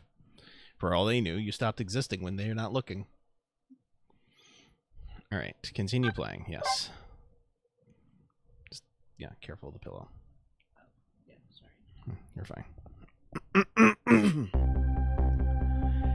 10 years ago, a man named Sissel took a little girl named Lynn hostage and then was killed by a meteorite fragment. Except he didn't go by the name Sissel back then, I thought they said. But tonight, a man named Sissel met a detective named Lynn at a junkyard on the edge of town and then was killed by a bullet. But the scene I find waiting for me on the other end of the phone line feels like the final nail in the coffin of my lost memory.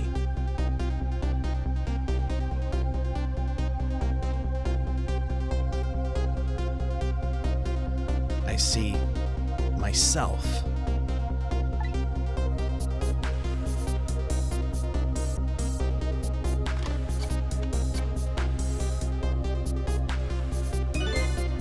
There you are, Commander Sith, finally. Sissel, where have you been, my good man? We've been looking everywhere for you. Had a little unfinished business to take care of. Didn't think it would take this long. What about your people? They sure went out of their way to mess me up. I say, I believe we fulfilled every one of your conditions in our little deal. What right do you have to complain about anything outside of our bargain? We can talk about that when we get together. This will be our last communication by telephone. We'll arrive in 1 hour. I look forward to seeing you, Sissel. Dawn is approaching. The darkness surrounding my own mystery is deep, but I know it's always darkest before the dawn. Yes, we're nearing the final stages of our little deal, my good man. Yes, sir. All preparations are complete, sir. And we just had the report, sir. Lights have been spotted, sir. Have they now? By all means, let me have a look.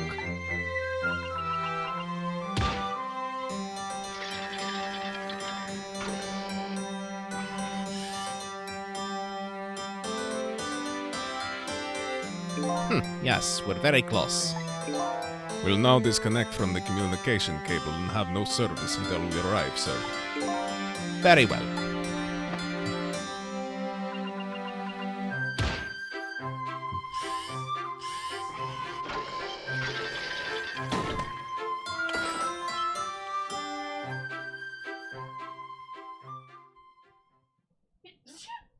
Bless you. Oh, goodness.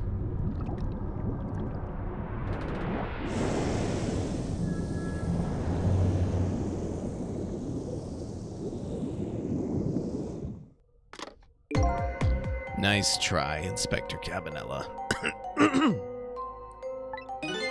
But you could never stop me. See ya, sucker.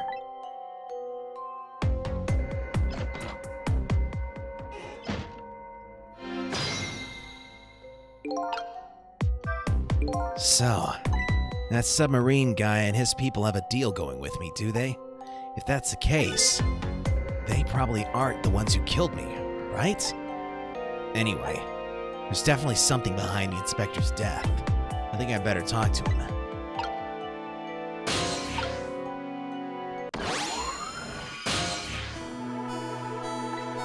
Hey, do you think you could wake up for me? Ah, boy. Still unconscious, eh? Guess he hasn't been dead for very long, then. I'll just go ahead and go back to 4 minutes before his death. I'm a little nervous about what I might see there, though. But if that's where I'm gonna find my answers, I can't run away from it.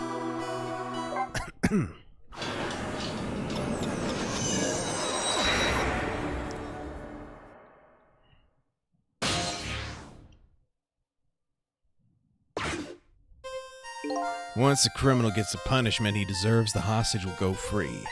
Carry out the execution immediately and wait for our call. That's a good boy. Gee, a hostage sure is a handy thing. It gives me complete control over the top police inspector in the country.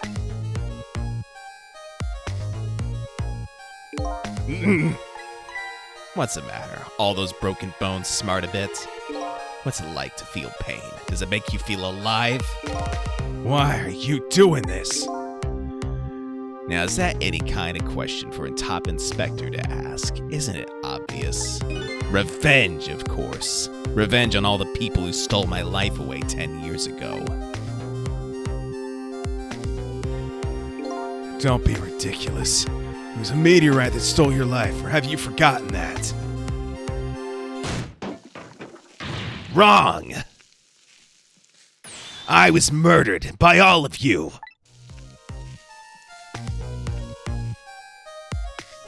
Detective Jowd, who chased me down and forced me into a corner even though I was innocent. Lynn, that girl who was right there when I was running. Lynn, she was just a little innocent girl playing in the park. If that brat hadn't been there, I never would have thought of taking a hostage. That's the most self-centered garbage I've ever heard. And finally you, Inspector Cabanilla. Me? If you hadn't done what you did, I never would have pointed a gun at that kid.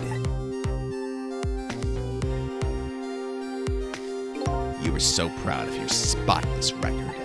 And my case was the one blot on it, wasn't it? Only two people know the real truth. Me and Detective Jowd. I bet tonight's execution will be quite a relief to you, won't it? One of the people who know about the stain on your record will disappear for good. That's why you didn't help him escape from prison. That's the kind of guy you are. I got nothing to say to you. You'd never listen anyway.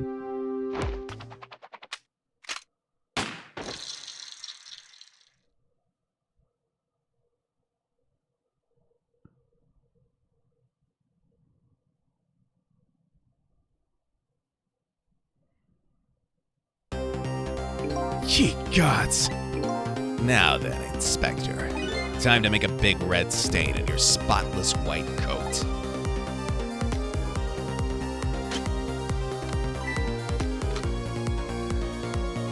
This was another condition of my deal. To wipe out everybody who knew about Temsic.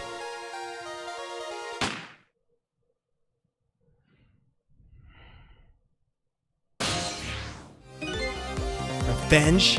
That's what I'm up to? None of this makes any sense. Hey, man. Am I telling me what's going on? Inspector Cabanilla, he's awake. My head is spinning, baby. Might I understand, that Cabanilla character who just got shot is me? That's right. And you're supposed to be the scoundrel there who just shot me. I guess so. But you couldn't be, could you? Huh? After all, the guy in the red suit just walked out the door, right? So, who are you? I guess I just have to face it. I'm not that Sissel guy. I'm somebody who's searching for himself. That's why I'm here to save you. At the very least, you have information about that guy in red. Information I need. So you came on a rescue mission now, did you? Nothing like the sound of that, baby. Because there's a very important life here somewhere. A very life valuable to this nation. Okay, so do your thing, baby.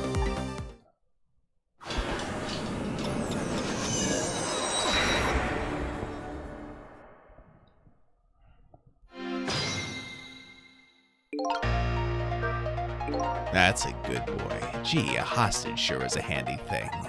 It gives me complete control of the top police inspector in the country. So, are you a manipulator too? I have ghost tricks, powers of the dead, yeah, but I can't control living creatures. Anywho, I think you better be very careful. That guy in red is a manipulator. Naturally, he knows about powers like yours. If he realizes you're here, things might get a little sticky. You're right, I better be careful. Look at him. There's that something emanating from his body. Is it really the sign of having special powers of the dead? Also, this fool doesn't have a core.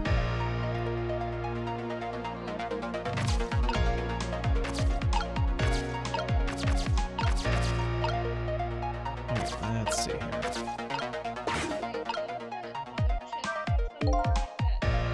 Well, she knew she had a sixth sense, but she had a core. Wait. No, the only people with cores are the people who died. Never mind. Sorry. But this guy's clearly died, but he doesn't have a core still. The top of this bookshelf is lined with books. The one on top is balanced so precariously it's a wonder it doesn't fall off. How did the old pigeon guy even reach up here? And I wonder if he makes his pigeon fetch it for him. Alright, so I can't swivel the desk lamp. Can't turn the desk lamp on. I can't close the spout lid. I can try rocking the helmet, maybe. Or not. What's going on? I've never seen the ghost world like this. So, you're here, are you? He sensed my presence. I noticed you. You think you can stop me, do you? I don't know why you're wearing my face, but you might as well give up now. I control everything. Damn it! Everything, including the life of this police inspector in white.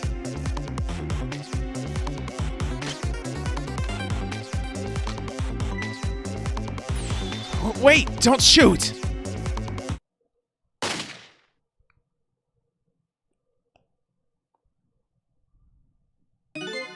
This other me knows the powers of the dead well. Who would notice what you just did? You're practically shouting, "Look at me, baby!" Looks like it might be hard to save you under these circumstances. Guess I can't use my powers right in front of him like that. Guess I better rewind the clock again and see if I can pick up any other clues.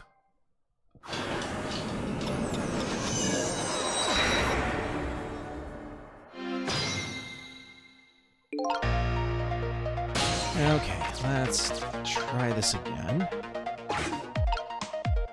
I'm just gonna stick around in this kettle because I know he puts his hand there after a bit.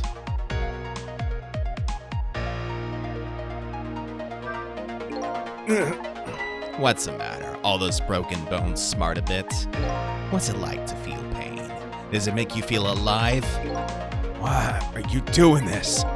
Now, is that any kind of question for a top inspector to ask? Isn't it obvious? Revenge, of course. Revenge on all the people who stole my life away 10 years ago. There we go.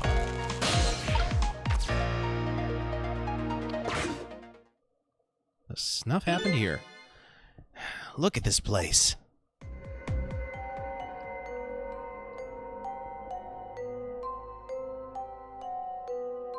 What in the world happened here?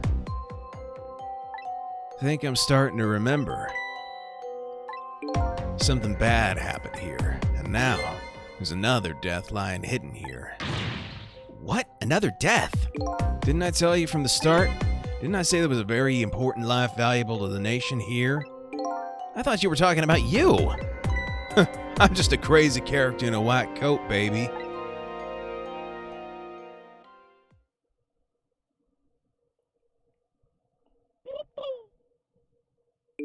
Hey, come to think of it, where is that old pigeon guy?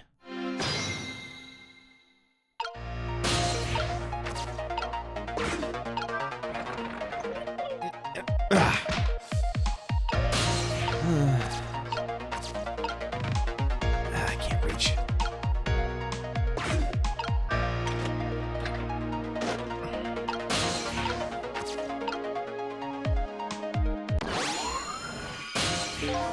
Excuse me. Great, I can't remember the voice I gave the pigeon guy either. Are you awake?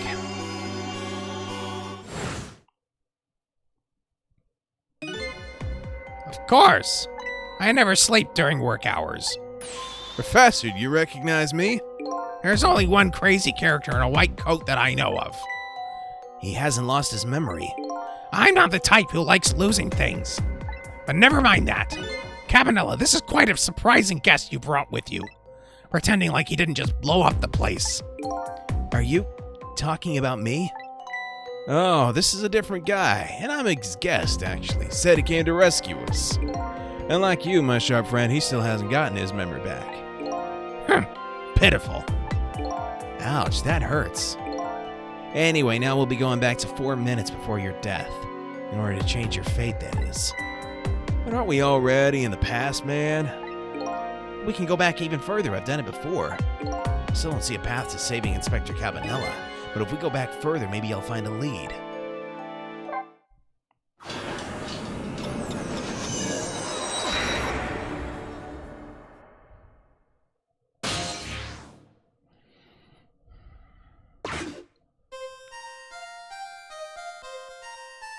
How many times do I have to tell you, Professor? This place is dangerous. Don't be daft. I can't leave now. He's completely dead, but just as I thought, I'm getting a reading.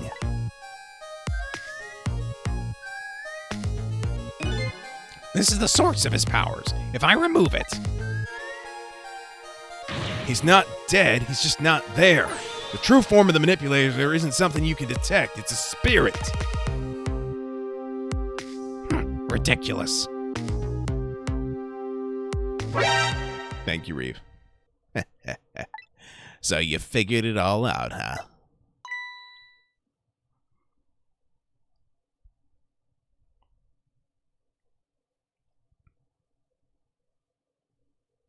You're a clever man, Inspector Cabanella. So it really is true. You're... I wasted a lot of time tonight because of you, Inspector. But it's all just like you said. I died 10 years ago. This body is just a vessel, a shell. I control everything. This shell, people, just like I control the Justice Minister and Lynn. So it's true, you were manipulating my baby that time. You made her shoot your shell. But why? Why would you do a thing like that? To create conclusive evidence, you know. On that security tape, now she's a murderer too. She'll suffer just like Zhao did. Now then, Professor, I'm afraid it's time for you to die. I don't have any grudge against you. I'm even grateful to you. Oh yeah? So why don't you let me live then? I'll be leaving this country forever tonight. Before I do, however, I need to erase all evidence that these powers of mine exist. Along with the contraption in this room.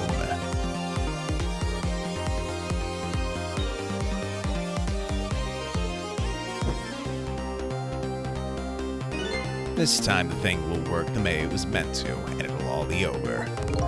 Cupid won't turn this time. He'll shoot his little arrow this way.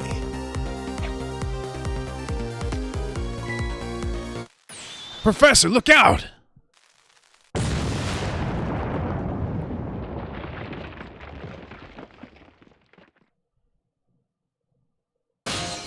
Guess that explains the broken bones. Dynamite, eh? Dynamite, eh? When the devil did he put that there? He planned it all out tonight. Having my baby shoot him, having his corpse disappear. His corpse disappeared?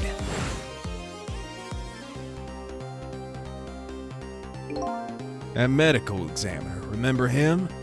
He was a complete and utter imposter. The fact that he's blue didn't tip you off, huh? He said he was going to take the corpse back to the lab, but he'd already made a deal with the manipulator to meet him and give him the body back.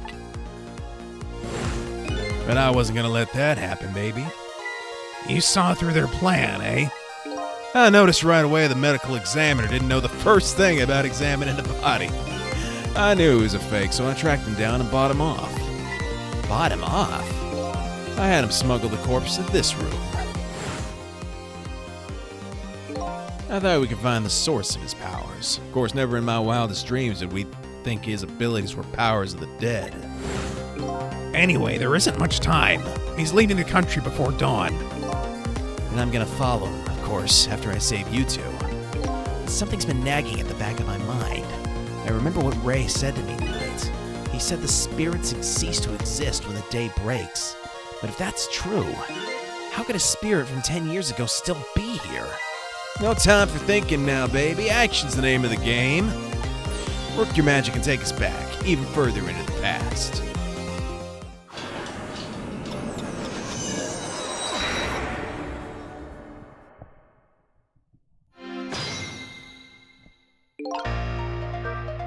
All right, man, jump in there and stop that explosion, would you? Easy enough for you to say. Foolish of you to say, too. If you stop the explosion, he'll just do me in some other way. Fair enough, then jump in there and take care of that man in red, would you? I repeat, easy enough for you to say. And most likely impossible to boot. That huge explosion didn't even make him bat an eye. Well, what do you propose then, Prof? Pray tell. Your best bet is to save me during the explosion without him noticing. Easy enough for you to say. Sheesh, what is with all these people? Anywho, jump in there and do something.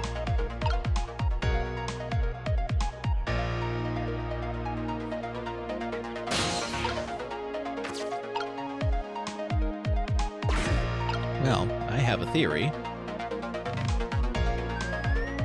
I could just drop the floor out from under him. He's completely dead, but just as I thought, I'm getting a reading. This is the source of his powers. If I remove it... He's not dead, he's just not there. True form of the manipulator isn't something you can detect, it's a spirit. Ridiculous.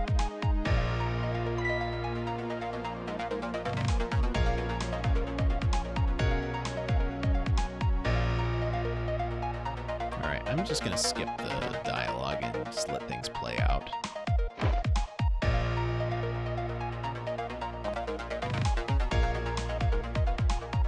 It's just like you said.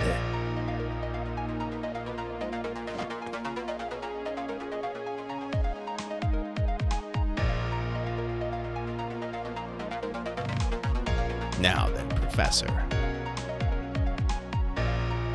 I'll be leaving this country forever tonight, but before I do, I need to erase all evidence that these powers of mine exist. Along with the contraption in this room.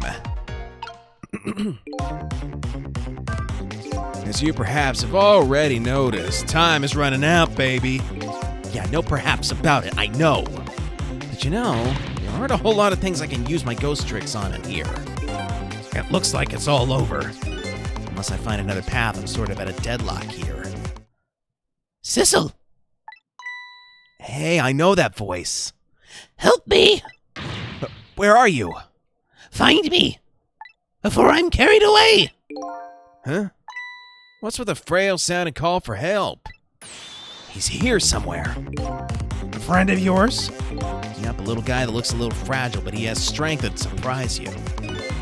Well, he's asking you to find him. And before he's carried away, no less. I'm almost out of time. Should I look for him? Can't see. Not seeing him.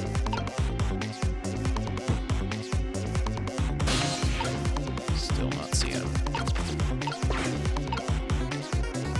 It'll all be over.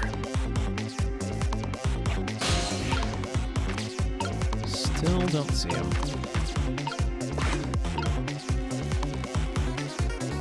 Sissel, There he is again! farewell! Sounds like your little pal was carried away. Where was he? Maybe you should have tried to find him somehow. Maybe you should have looked around, you know, from corner to corner, baby.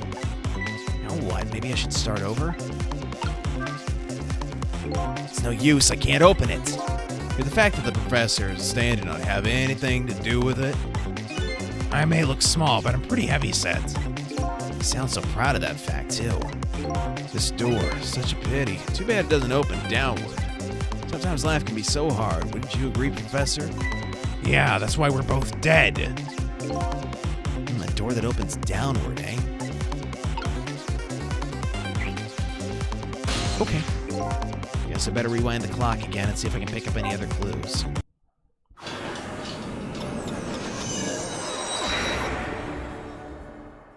Alright.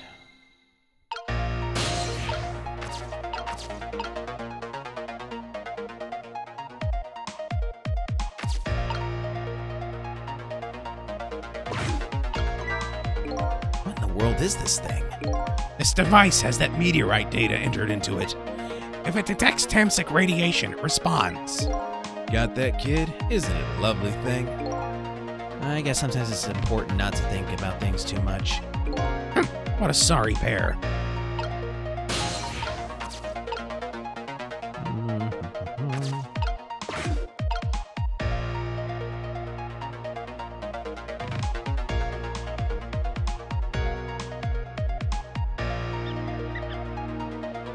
Oh, there's Mises down there.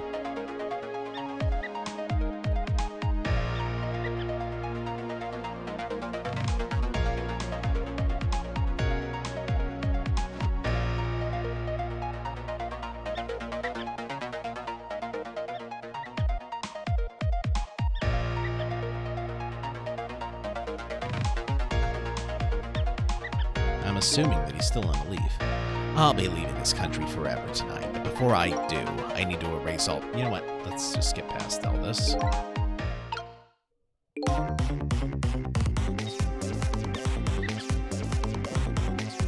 Let's go here.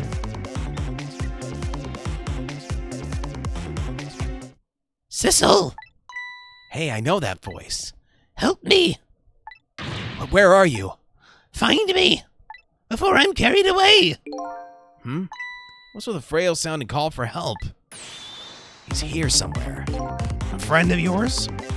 Yep, a little guy that looks a little fragile but has strength that surprise you. Well, he's asking you to find him.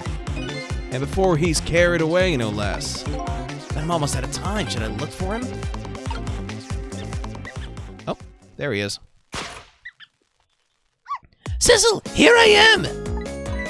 Oh, hey, it's... Missile. What are you doing there?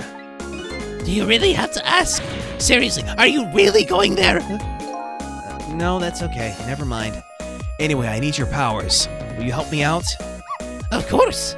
Here, let me come join you.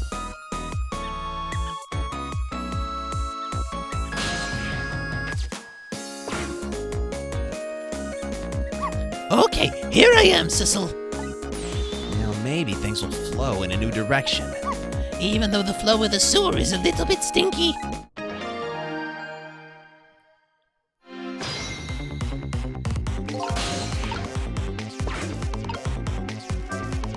Okay, let's stop that explosion. No, we can't do that. Okay, let's take care of that man in red then. No, we can't do that either. We can't do this. We can't do that. What can we do? We let the explosion happen. Then we rescue the old pigeon guy without the man in red noticing. And your powers are the key to all of it, Missile. Oh, I don't know about that, but I'll do my best. We're talking about a matter of seconds. We can't miss our chance.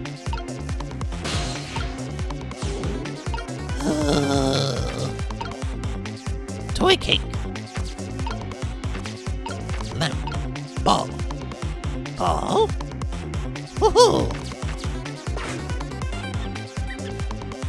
The squeaky guys are making a fuss about something. Sissel, my animal instincts are starting to surface. If you mean you want to chase them, I think you have to be alive to do that. There must be some kind of rat feast in that trash can. Those things usually make a bigger commotion than that. Bigger commotion, eh?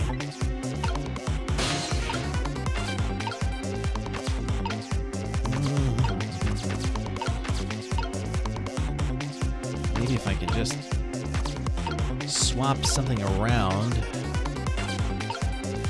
Can I?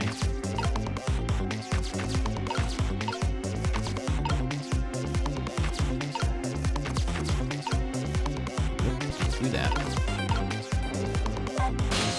Do you remember how to use my powers? Yeah, you can swap things that have the same shape, right? Well, to be precise, I can swap things that look like they have the same shape. What's the difference? As I was being carried away and falling into the river, I realized something. If you look at a thing from different angles, it looks different. You know, that's a pretty good point for a little doggy who came in with the sewage.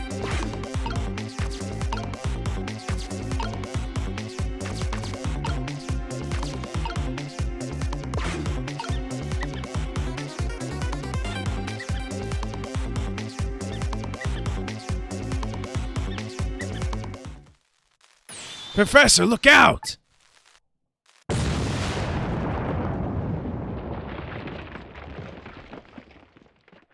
Dang it.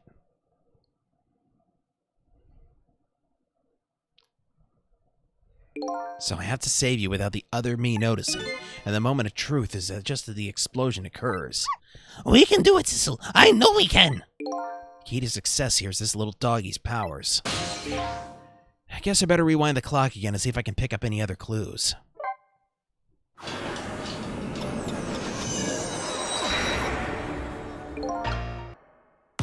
Okay, so we somehow have to move. Let's see. Yeah, we've got to somehow move Sissel down here because I need to. Oh, hello.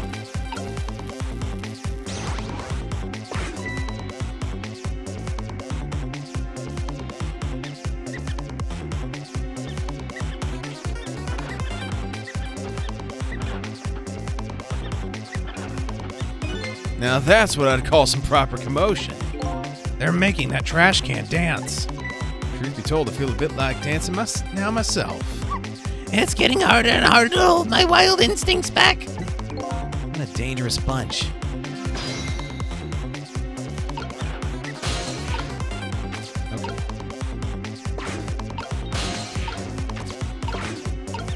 Come on, just knock the trash can over or something. Come on, guys.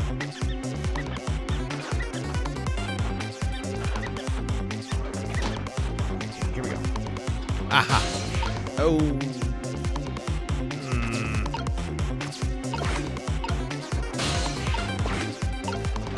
Too late. Sissel! I've seen this shape somewhere before. You have. Ever since I got these powers, I've been really aware of shapes. The same shape, huh? Where did you see it? I said I've been aware of shapes, not locations. Oh, okay. That's too bad. Now that you mention it, I see it too. Huh? This could be the breakthrough we've been waiting for. The lid of a trash can. And there's just one problem, not close enough to it, and I missed my opportunity when it was still shaped like this tire. Okay, so rewind.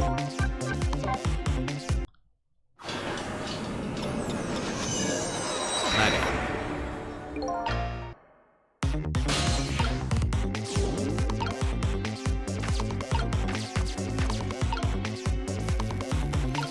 Alright, swap that.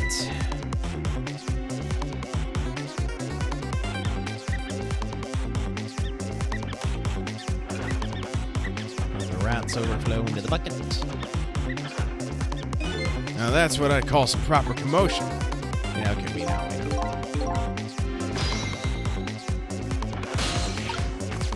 Alright, so hide in the trash can lid, wait for them to knock it over and until it turns around.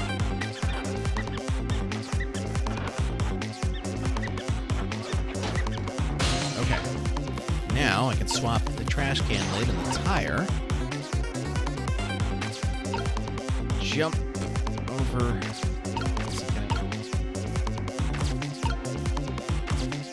There we go. Jump back to the trash can lid. Wait for it to fall flat. And get ready.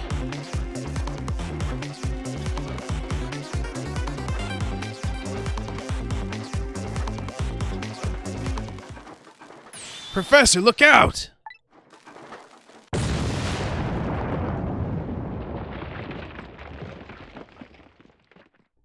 Oh.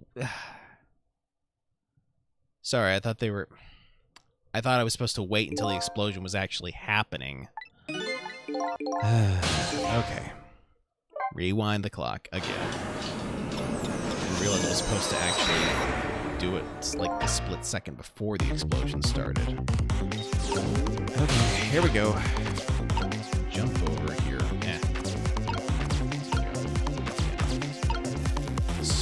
these staircases.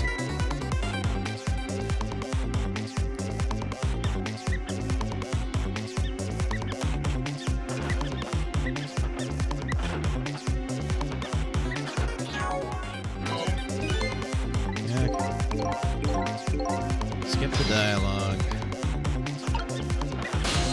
Jump to the trash can lid. Wait for the trash can lid to be knocked over and turn into a tire-like shape. Swap the trash can lid with the tire. Jump from the tire to the toy cake. From the toy cake to the measuring device. Back to the trash can lid. Wait for the trash can lid to fall flat. And now immediately... swap. Look out!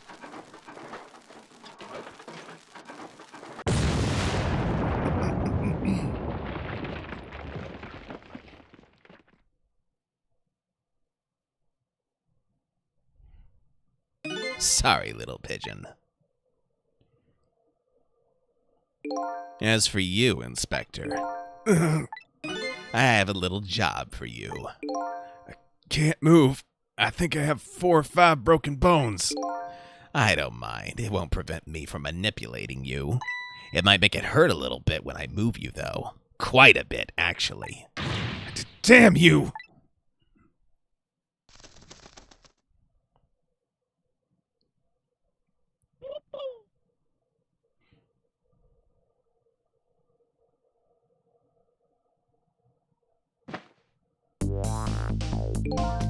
I can't believe it.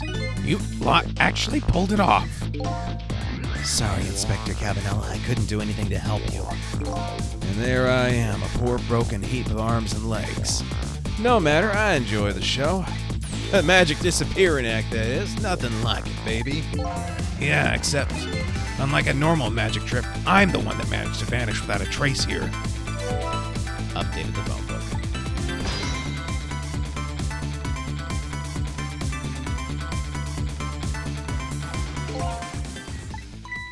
What's the matter? You look like you'd rather be dead, not that you aren't. I was just remembering the fact that right about now, the real me is giving the poor Justice Minister a real fright. Oh, that phone... You know, that phone call. Yeah, he was pretty upset. Excuse me, mister. You really shouldn't be mean like that. And what's this lively little creature? Oh, this little doggy's the warrior that keeps Camilla safe. Or he would be if he was actually still full of life. Camilla. Gods in heaven, what a terrible thing. That poor little girl taken hostage. It's a cruel twist of fate indeed. Wait just a minute. Miss Camilla is a hostage? Yes, we're sorry, little warrior. Miss Camilla, a hostage? What's a hostage? Anyway, Inspector Cabanella, it's time to save your life now. You couldn't get very far when you tried before, am I right? But this time it's different, right, Sissel? That's right. With us working together, it's a whole different situation. We'll save the Inspector in white, then we'll go rescue Camilla, okay? Okay, let's hurry up and get through this. Gee, kids, you're making me feel like an afterthought.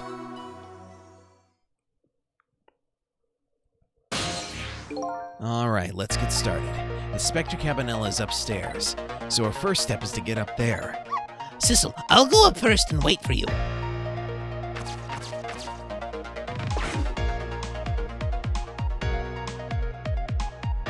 Okay, Lovey-Dove, we need your help. Carry this measuring device upstairs. It has Mr. Ghost in it, so don't drop it.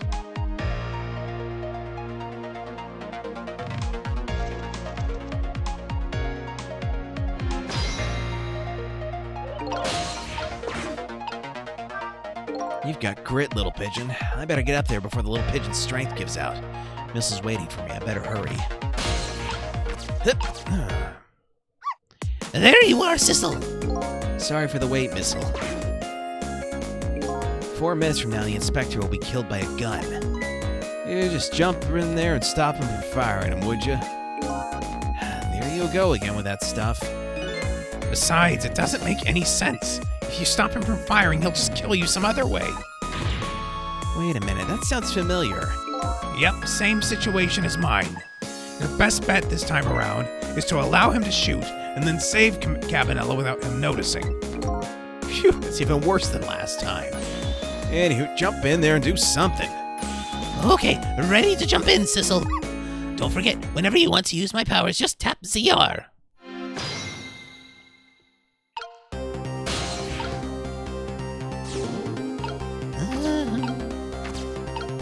Knit hat. Ooh. Nope. Can't reach. Photos. Nope. Microscope. Nah. I can't reach it, Sissel. Step ladder. I think that's a ladder. Nope, this is a step ladder. Bissell would know.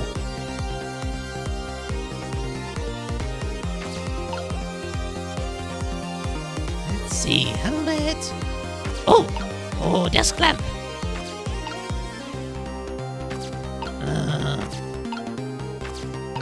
I don't know. Just wait it out, I suppose.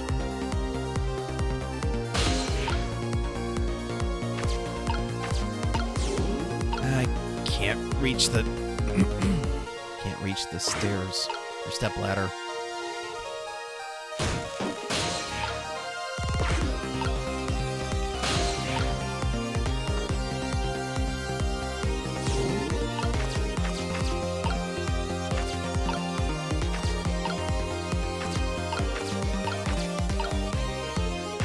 Oh, wait a minute.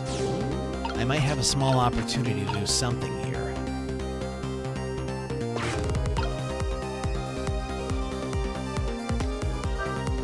And finally you, Inspector Cabanella. Me? If you hadn't done what you did, I never would have pointed a gun at that kid.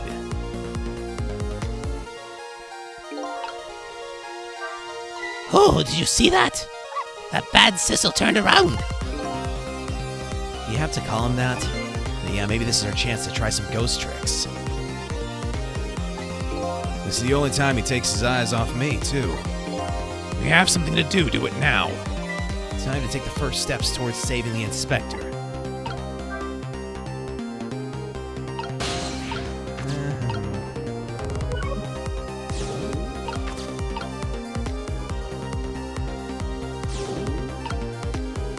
No, don't want to turn the desk lamp on. That would be a bad idea.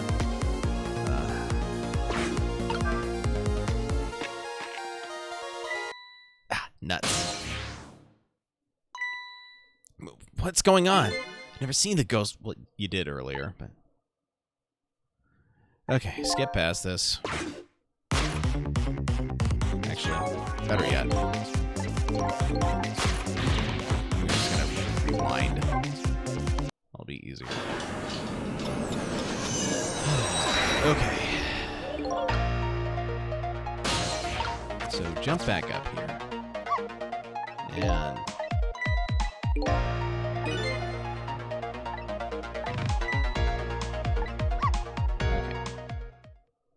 So once the gun is fired, the bullet will be the key to the whole thing, they're saying.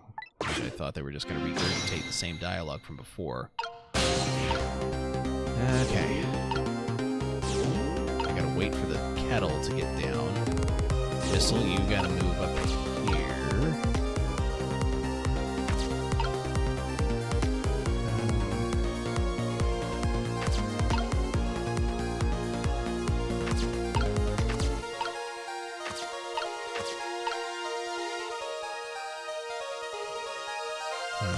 Alright, yeah.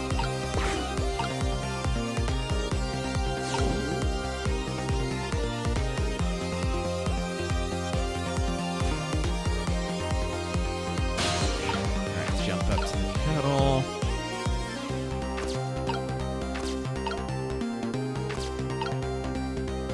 Yeah, I don't think...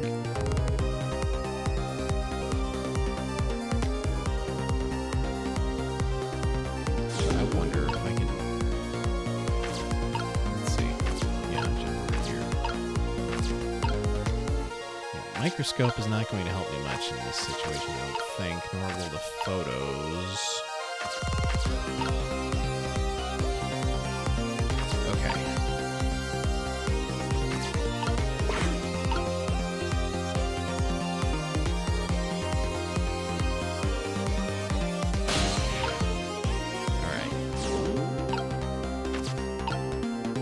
happens if I open the spout lid now.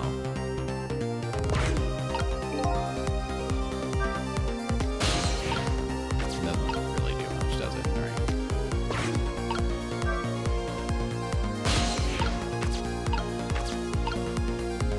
Better leave the helmet where it is.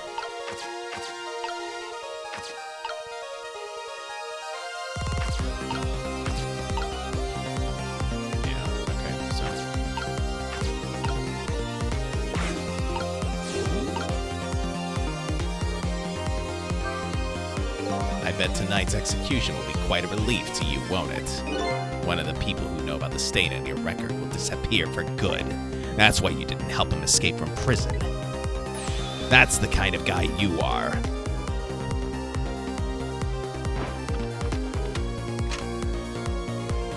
I got nothing to say to you. You'd never listen anyway.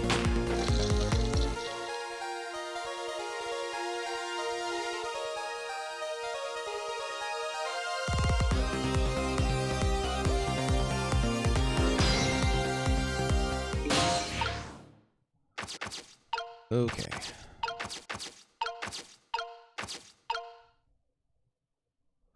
Oh, wait a minute.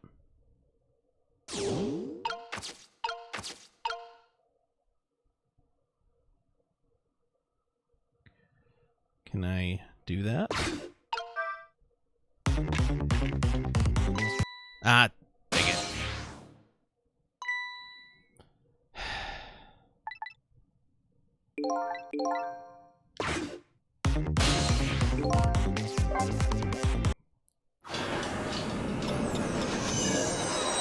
I'm missing something, but what?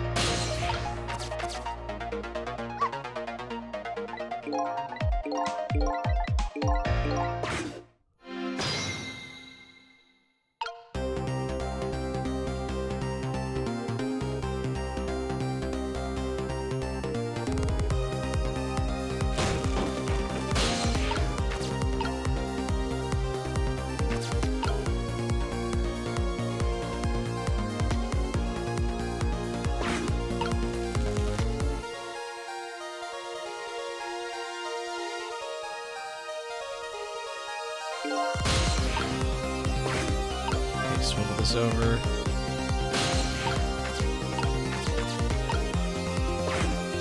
Examine the book. Top of this bookshelf is lined with books. How does the young pigeon guy even reach up here? And what if he makes his pigeons fetch these books for him? I ain't telling. So many mysteries surrounding this old man. Never mind those. Alright, if he's turned around, maybe maybe either Professor Layton or Miles Edgeworth can help you. And hello, Spider Zed X9. Appreciate you being here. How are you? Alright. I got nothing to say to you. You'd never listen anyway.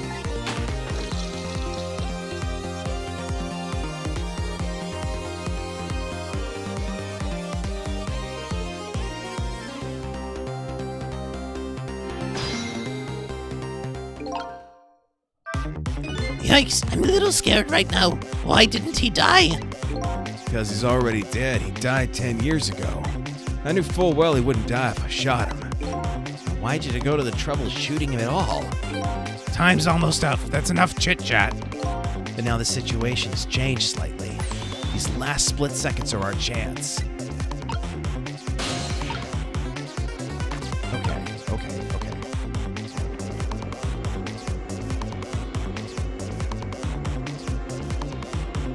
Oh, hello.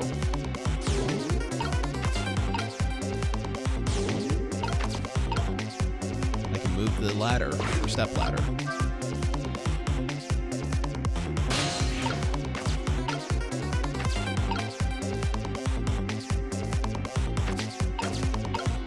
Degrees Fahrenheit there. Yikes. You're overall enjoying editing the video, the playthrough of Paper Mario. That's good. Alright. So we jiggled the knit hat. Ah, look at that.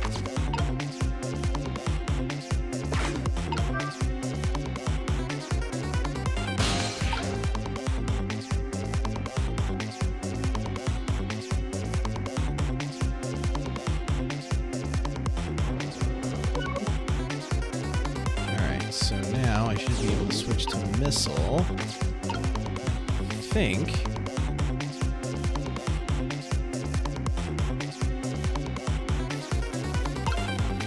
Let's see, swap that with the knit hat. There we go. Well, would you look at that? Right on the hook. I love knit hats, so warm and most of all, soft. Hey, now that I'm looking at it, that hat is the same shape as the helmet you just knocked down. Ha! I thought so.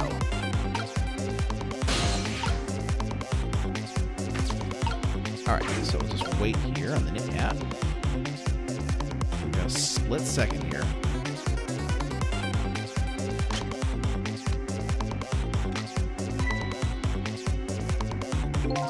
This was another condition of my deal. To wipe out everybody who knew about Temsic. He's going to shoot. It's too late. Again, I'm gonna get shot again? No, wait, our chance is coming up. The last split second, right? Leave it to me.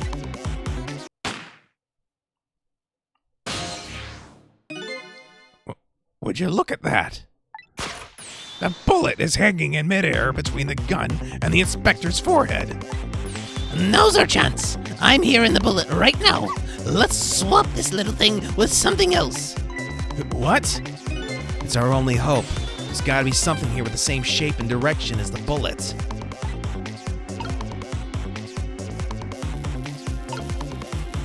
Swap.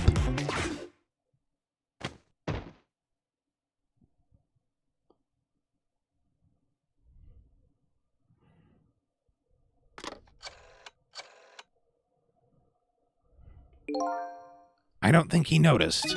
Looks like you pulled off another magic disappearing act. And now I say again, I love knit hats. So warm. And most of all, soft. Did I do all right? You did a fine job, little one. You saved another life.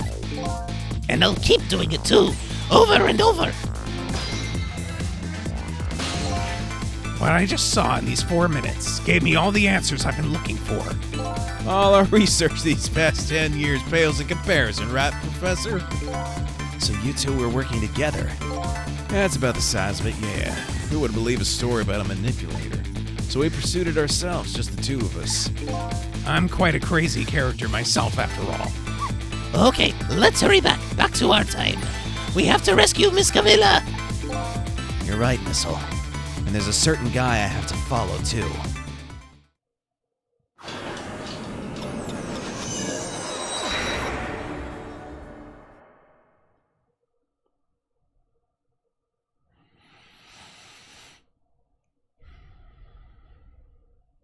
Gets smacked in the face by a knit hat going the speed of a bullet. Probably not comfortable, but better than a bullet in the face. And certainly better than a hard hat, because that was the other option they gave you. I wasted enough time on that, so I didn't bother with using the hard hat option. Especially with those broken bones, After completing his revenge on Inspector Cabanella, the man in red left. And now a new story is about to unfold in a new present. How are you feeling, you old crazy character?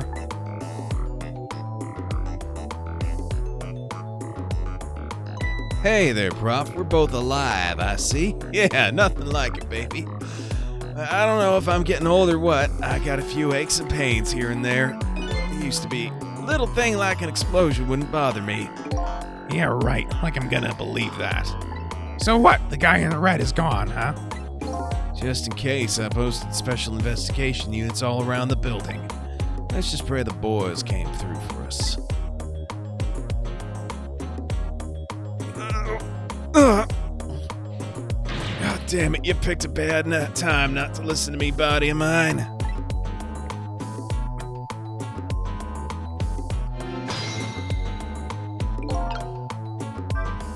Well, it looks like both of their deaths were erased. Unfortunately, in the case of the Inspector in white, I can't call it a complete success. But in any case, these two have the information I need to start tracking the manipulator. I better talk to them. Mr. Superintendent, do you mind if I talk to you for a minute? I haven't always been a junkyard superintendent, you know. I used to be part of the police. The police, huh? Not as a detective, but as a medical examiner. I investigated victims' causes of death. 10 years ago, I was asked to autopsy a strange corpse. Hit by a meteorite fragment and died instantly. That's what the police report said.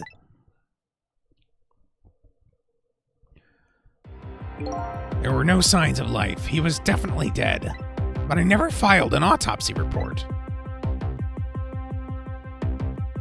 That's because the corpse suddenly vanished, leaving behind only one clue.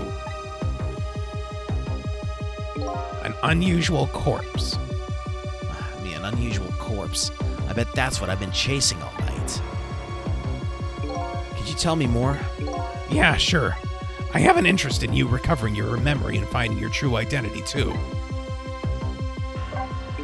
That's the only way I can describe it, too. It was an unusual corpse. The more you look at Red Guy, the more he looks like he's related to Johnny Bravo. I can see it. Also, if I had a nickel for every time someone compared one character in this game to another character in another show, I'd have 2 nickels, which isn't a lot, but it's weird that it happened twice. It was an unusual corpse. He was dead, all right, no question about that. But there wasn't a scratch on him. Not a scratch, but I thought he was hit by a meteorite fragment. I don't understand it any more than you do.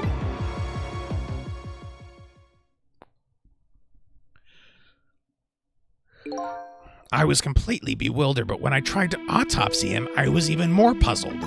I couldn't perform the autopsy. You couldn't? What do you mean? The scalpel went in, but I couldn't cut. As soon as I tried to make an incision, it would heal up in the very next instant. And that's how it went. No scarring or blood either. And I never had the chance to solve the mystery. That's because the corpse up and vanished on us. The morgue is well guarded. Nobody could have stolen that body. But there's one way the corpse could have disappeared. What's that? it got up and danced away. It got up and danced away. See, it even sounds crazy when you say it.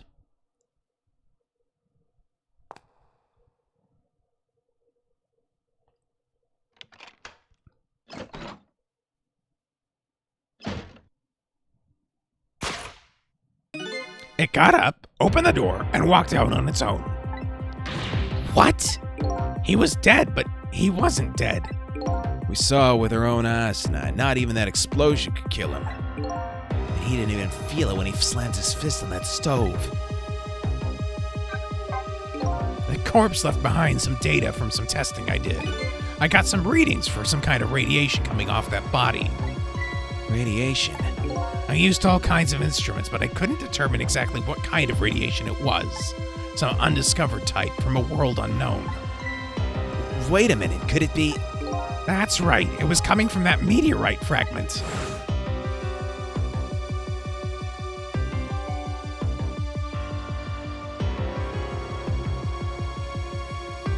Oh man, it's the Rock of the Gods. I knew something was awesome about that rock. I went to that park and tested the spot where the meteorite fell. And just as I expected, I detected radiation coming from that crater. It was the exact same pattern of radiation as that of the corpse. At the time, I thought he was some kind of immortal being. He would die only to come back to life. Temsic is Kismet spelled backwards.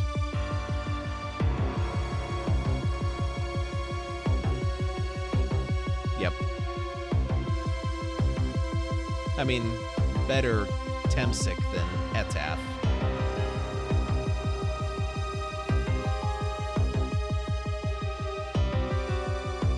Or hold on, how would you pronounce this backwards? Give me just a moment.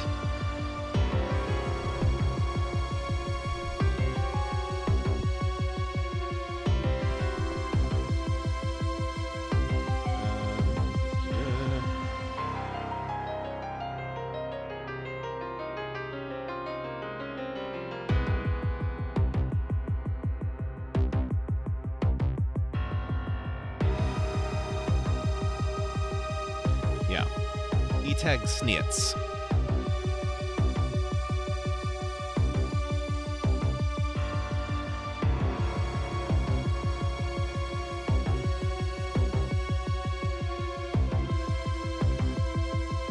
Oh. Etaf or Init said? Yeah, but Etag Sneetz, specifically the choice thereof.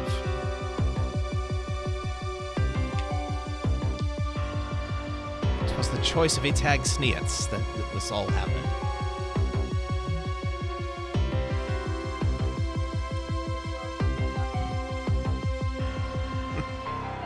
I wanted to research it all in depth, so I quit my job as a police medical examiner. Several years later, I came to learn the connection between my research and the manipulator case, thanks to the arrival of this crazy character here. Oh, stop now, Professor. Do you want to see me blush? It was about a year ago, I'd say.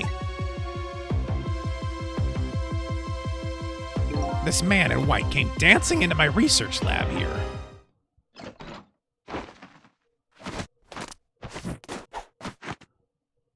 I heard there was an oddball here who's researching Temsix. Is that you, baby?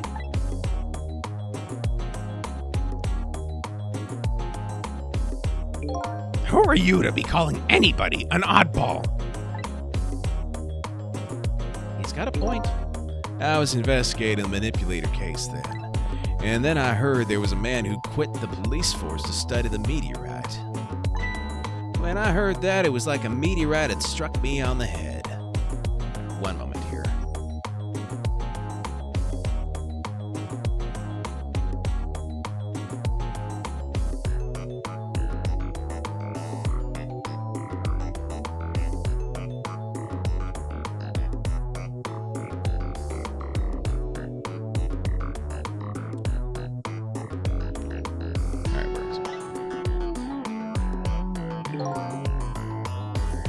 At the time, we were just starting to get leads on this manipulator. We didn't know who he was yet, but we knew he was communicating with a certain foreign country.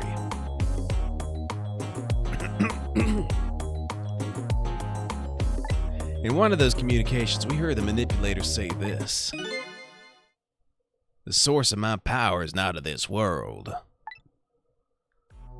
I can't do the voice, but you know. And that's when I put two and two together, baby. Manipulator case and Temsik were somehow connected.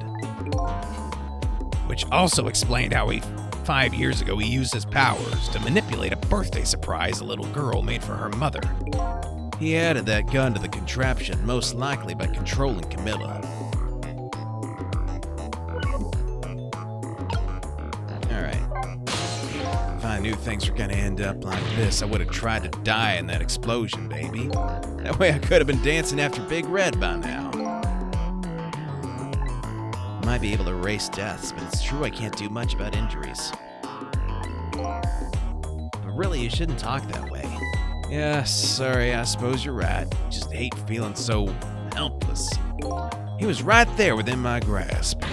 All our plans were resting on tonight, and then this had to happen. Guess he's thinking about his spotless record. It's not too late, Inspector. We still have a chance. Maybe I can catch him. Say, you're right. It's not a bad idea. I'll cooperate with you fully. Go ahead and fire away with any questions you like, Mr. Ghost. That guy mentioned revenge. Revenge against the people who stole his life away 10 years ago. He's a fool. He's the one who made the decision to take that little girl hostage, and he wound up dead. He only has himself to blame. But what about when he said this? I was murdered by all of you. Detective Jowd, who forced me into a corner. Lynn, the girl who was playing in the park. And finally you, Inspector Cabanella. If you hadn't done what you did, I never would have pointed a gun at that kid.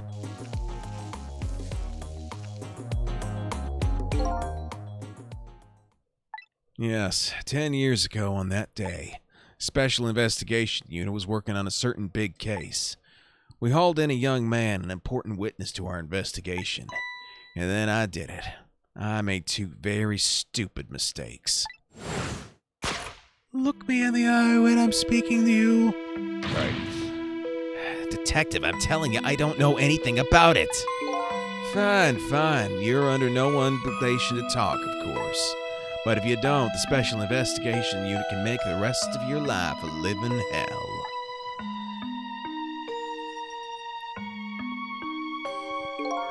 But I just been assigned to the Special Investigation Unit, you see. They didn't share much info on big cases with a newbie like me yet, and I wanted to impress them. So it's supposed to be a simple matter of taking his statement.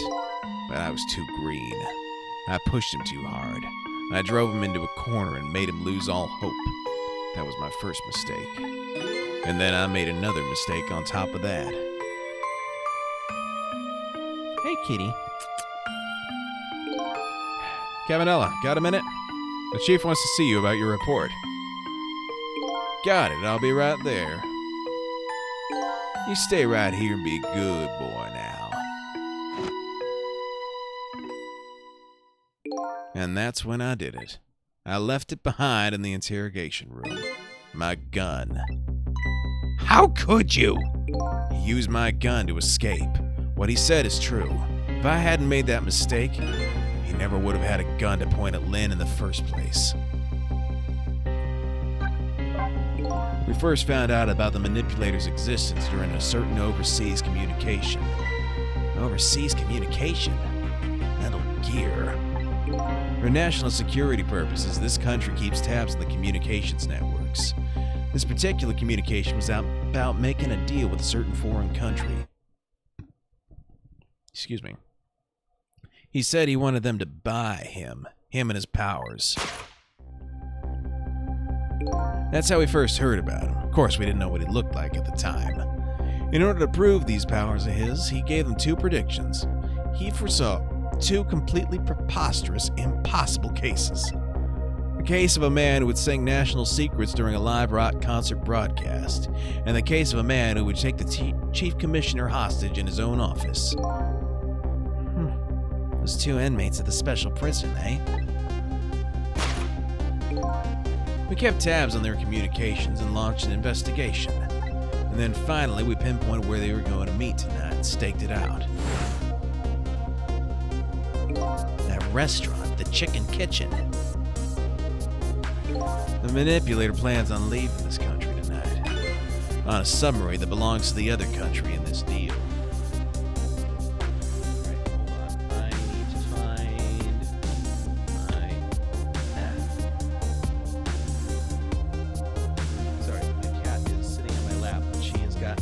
Very sharp claws at the moment, so I need to trim a couple. Okay, there we go. That was good. That was okay. That was okay. All right. How about the other paw here? It's okay. I gotcha. You're okay.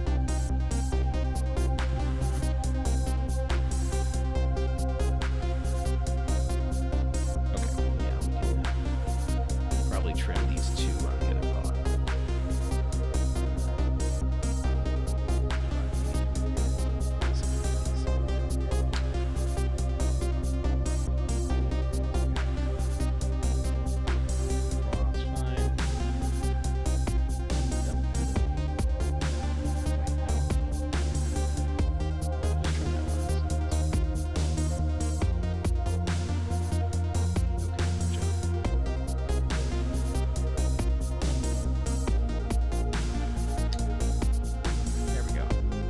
Much better. Sorry about that. On a submarine that belongs to the other country in this deal. It's a submarine? But we haven't been able to find out where it's going to surface. It's terrifying to think what would happen if his powers were to fall into their hands. Right? Highly unlikely they'd use them for peaceful purposes. And now they have that little girl as a hostage. Camilla. We have to stop him before he leaves the country. This spotless record of yours, is it really that important to you? Of course, baby. In some ways, it's more important to me than my life. Than your life, eh? After all, it's because of my record that I'm able to get my hands on all intel as head of the Special Investigation Unit. And because of my position, I get to direct all aspects of the investigation into the manipulator case. The manipulator case. That's why you cared about your record so much? Of course, why else, baby? I just never could believe it, man. Jowd shooting Alma. I didn't care that he confessed. There was definitely something more to the story, some secret. I did everything I could to climb the ladder, everything in my power. And then I finally found the answer. It took 5 long years, though. The manipulator, he's gonna prove that Jowd is innocent. What incredible determination. There's one thing I just don't understand. If you were so determined to help Detective Jowd, why didn't you help him escape from prison?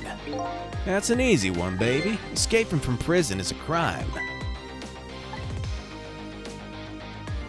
I wasn't about to help him commit a crime after spending 5 years trying to prove him innocent. And he himself asked to be executed, you know? As a man of the law, I had to make sure the execution was stopped legally. And that's why I brought him before the Justice Minister, too. I needed to buy as much time as I possibly could, baby. So that's it, eh? But there's one little unfortunate result of all this. Lynn completely misunderstood your intentions. Ha! What's a little misunderstanding? My baby will come around. Give it time. There are more important things to do with our time tonight.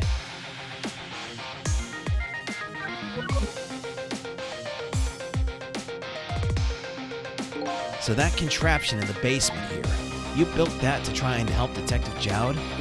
That's right. Jowd and I worked together back when I was with the Force. I used the reports of his case to try and recreate the device. But there was just one part of it that I couldn't reproduce no matter how hard I tried. Camilla told Jowd it did something it shouldn't have, made an impossible move. I added that part to the device I recreated. I put in a part that would allow Cupid to rotate, otherwise the gun wouldn't fire. So that must mean somebody manipulated Camilla's contraption. As a result, we proved to ourselves that the manipulator actually existed. Inspector Cabanella! Hey, baby. Sorry about that phone call. I must have sounded like a real villain. Hated to spoil your image of me. That cool cat inspector you always looked up to.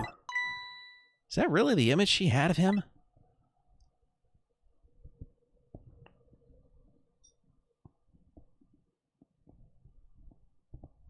Inspector Cabanella, I'm sorry. I just heard you were chasing after that man all this time to try and help Detective Jowd.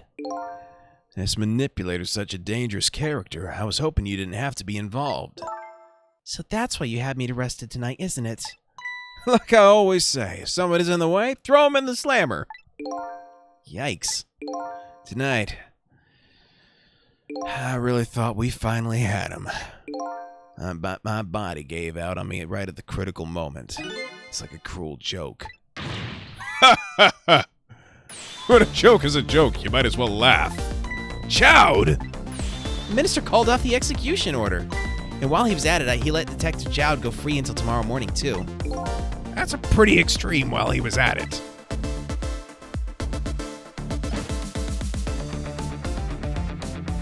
Sorry I took so long to get here. You can leave the rest to me. If her hair was a bit lighter orange, she's Athena Sykes. Yep, that's what I thought too when Athena Sykes was first revealed. I'm like, she looks for all the world like Lynn. You can leave the rest to me. There you go again. You've always been like that. Make everybody else run around, and then you swoop in at the last second. Jowd. 5 years ago, you left this coat with me just before you turned yourself in.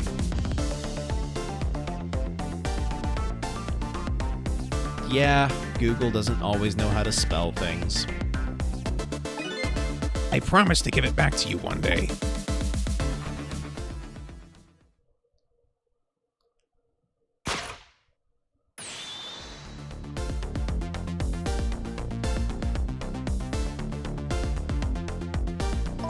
I've been waiting so long, Detective Jowd.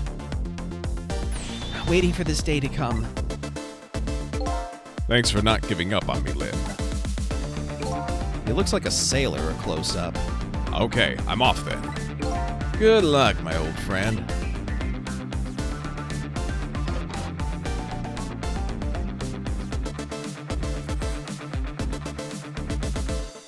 This present you gave me, it's just what I needed. Thank you. Glad you like it.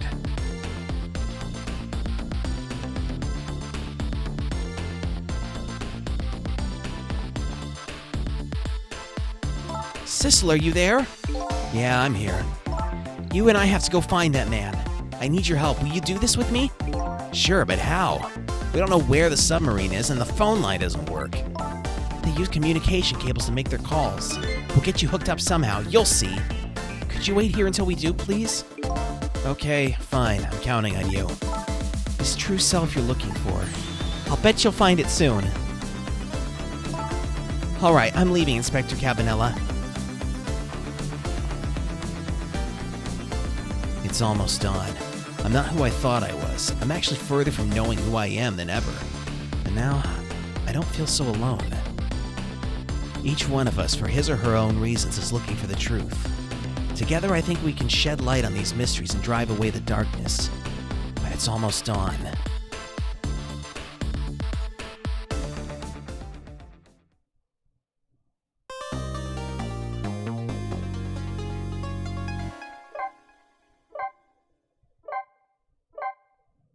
All right, so let's see here. Data is saved. What do we got?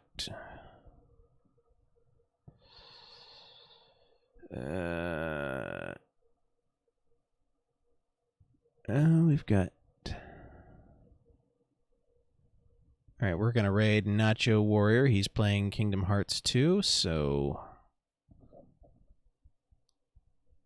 All right, thank you guys so much for joining me tonight. I appreciate you being here. Hope to see you again on Sunday when I should hopefully finally be able to play more Final Fantasy VII. I know I have been remiss in doing that lately, but you know, we shall see. In the meantime, this is Dr. Novelle signing out. Y'all have a good one. Let us begin the raid.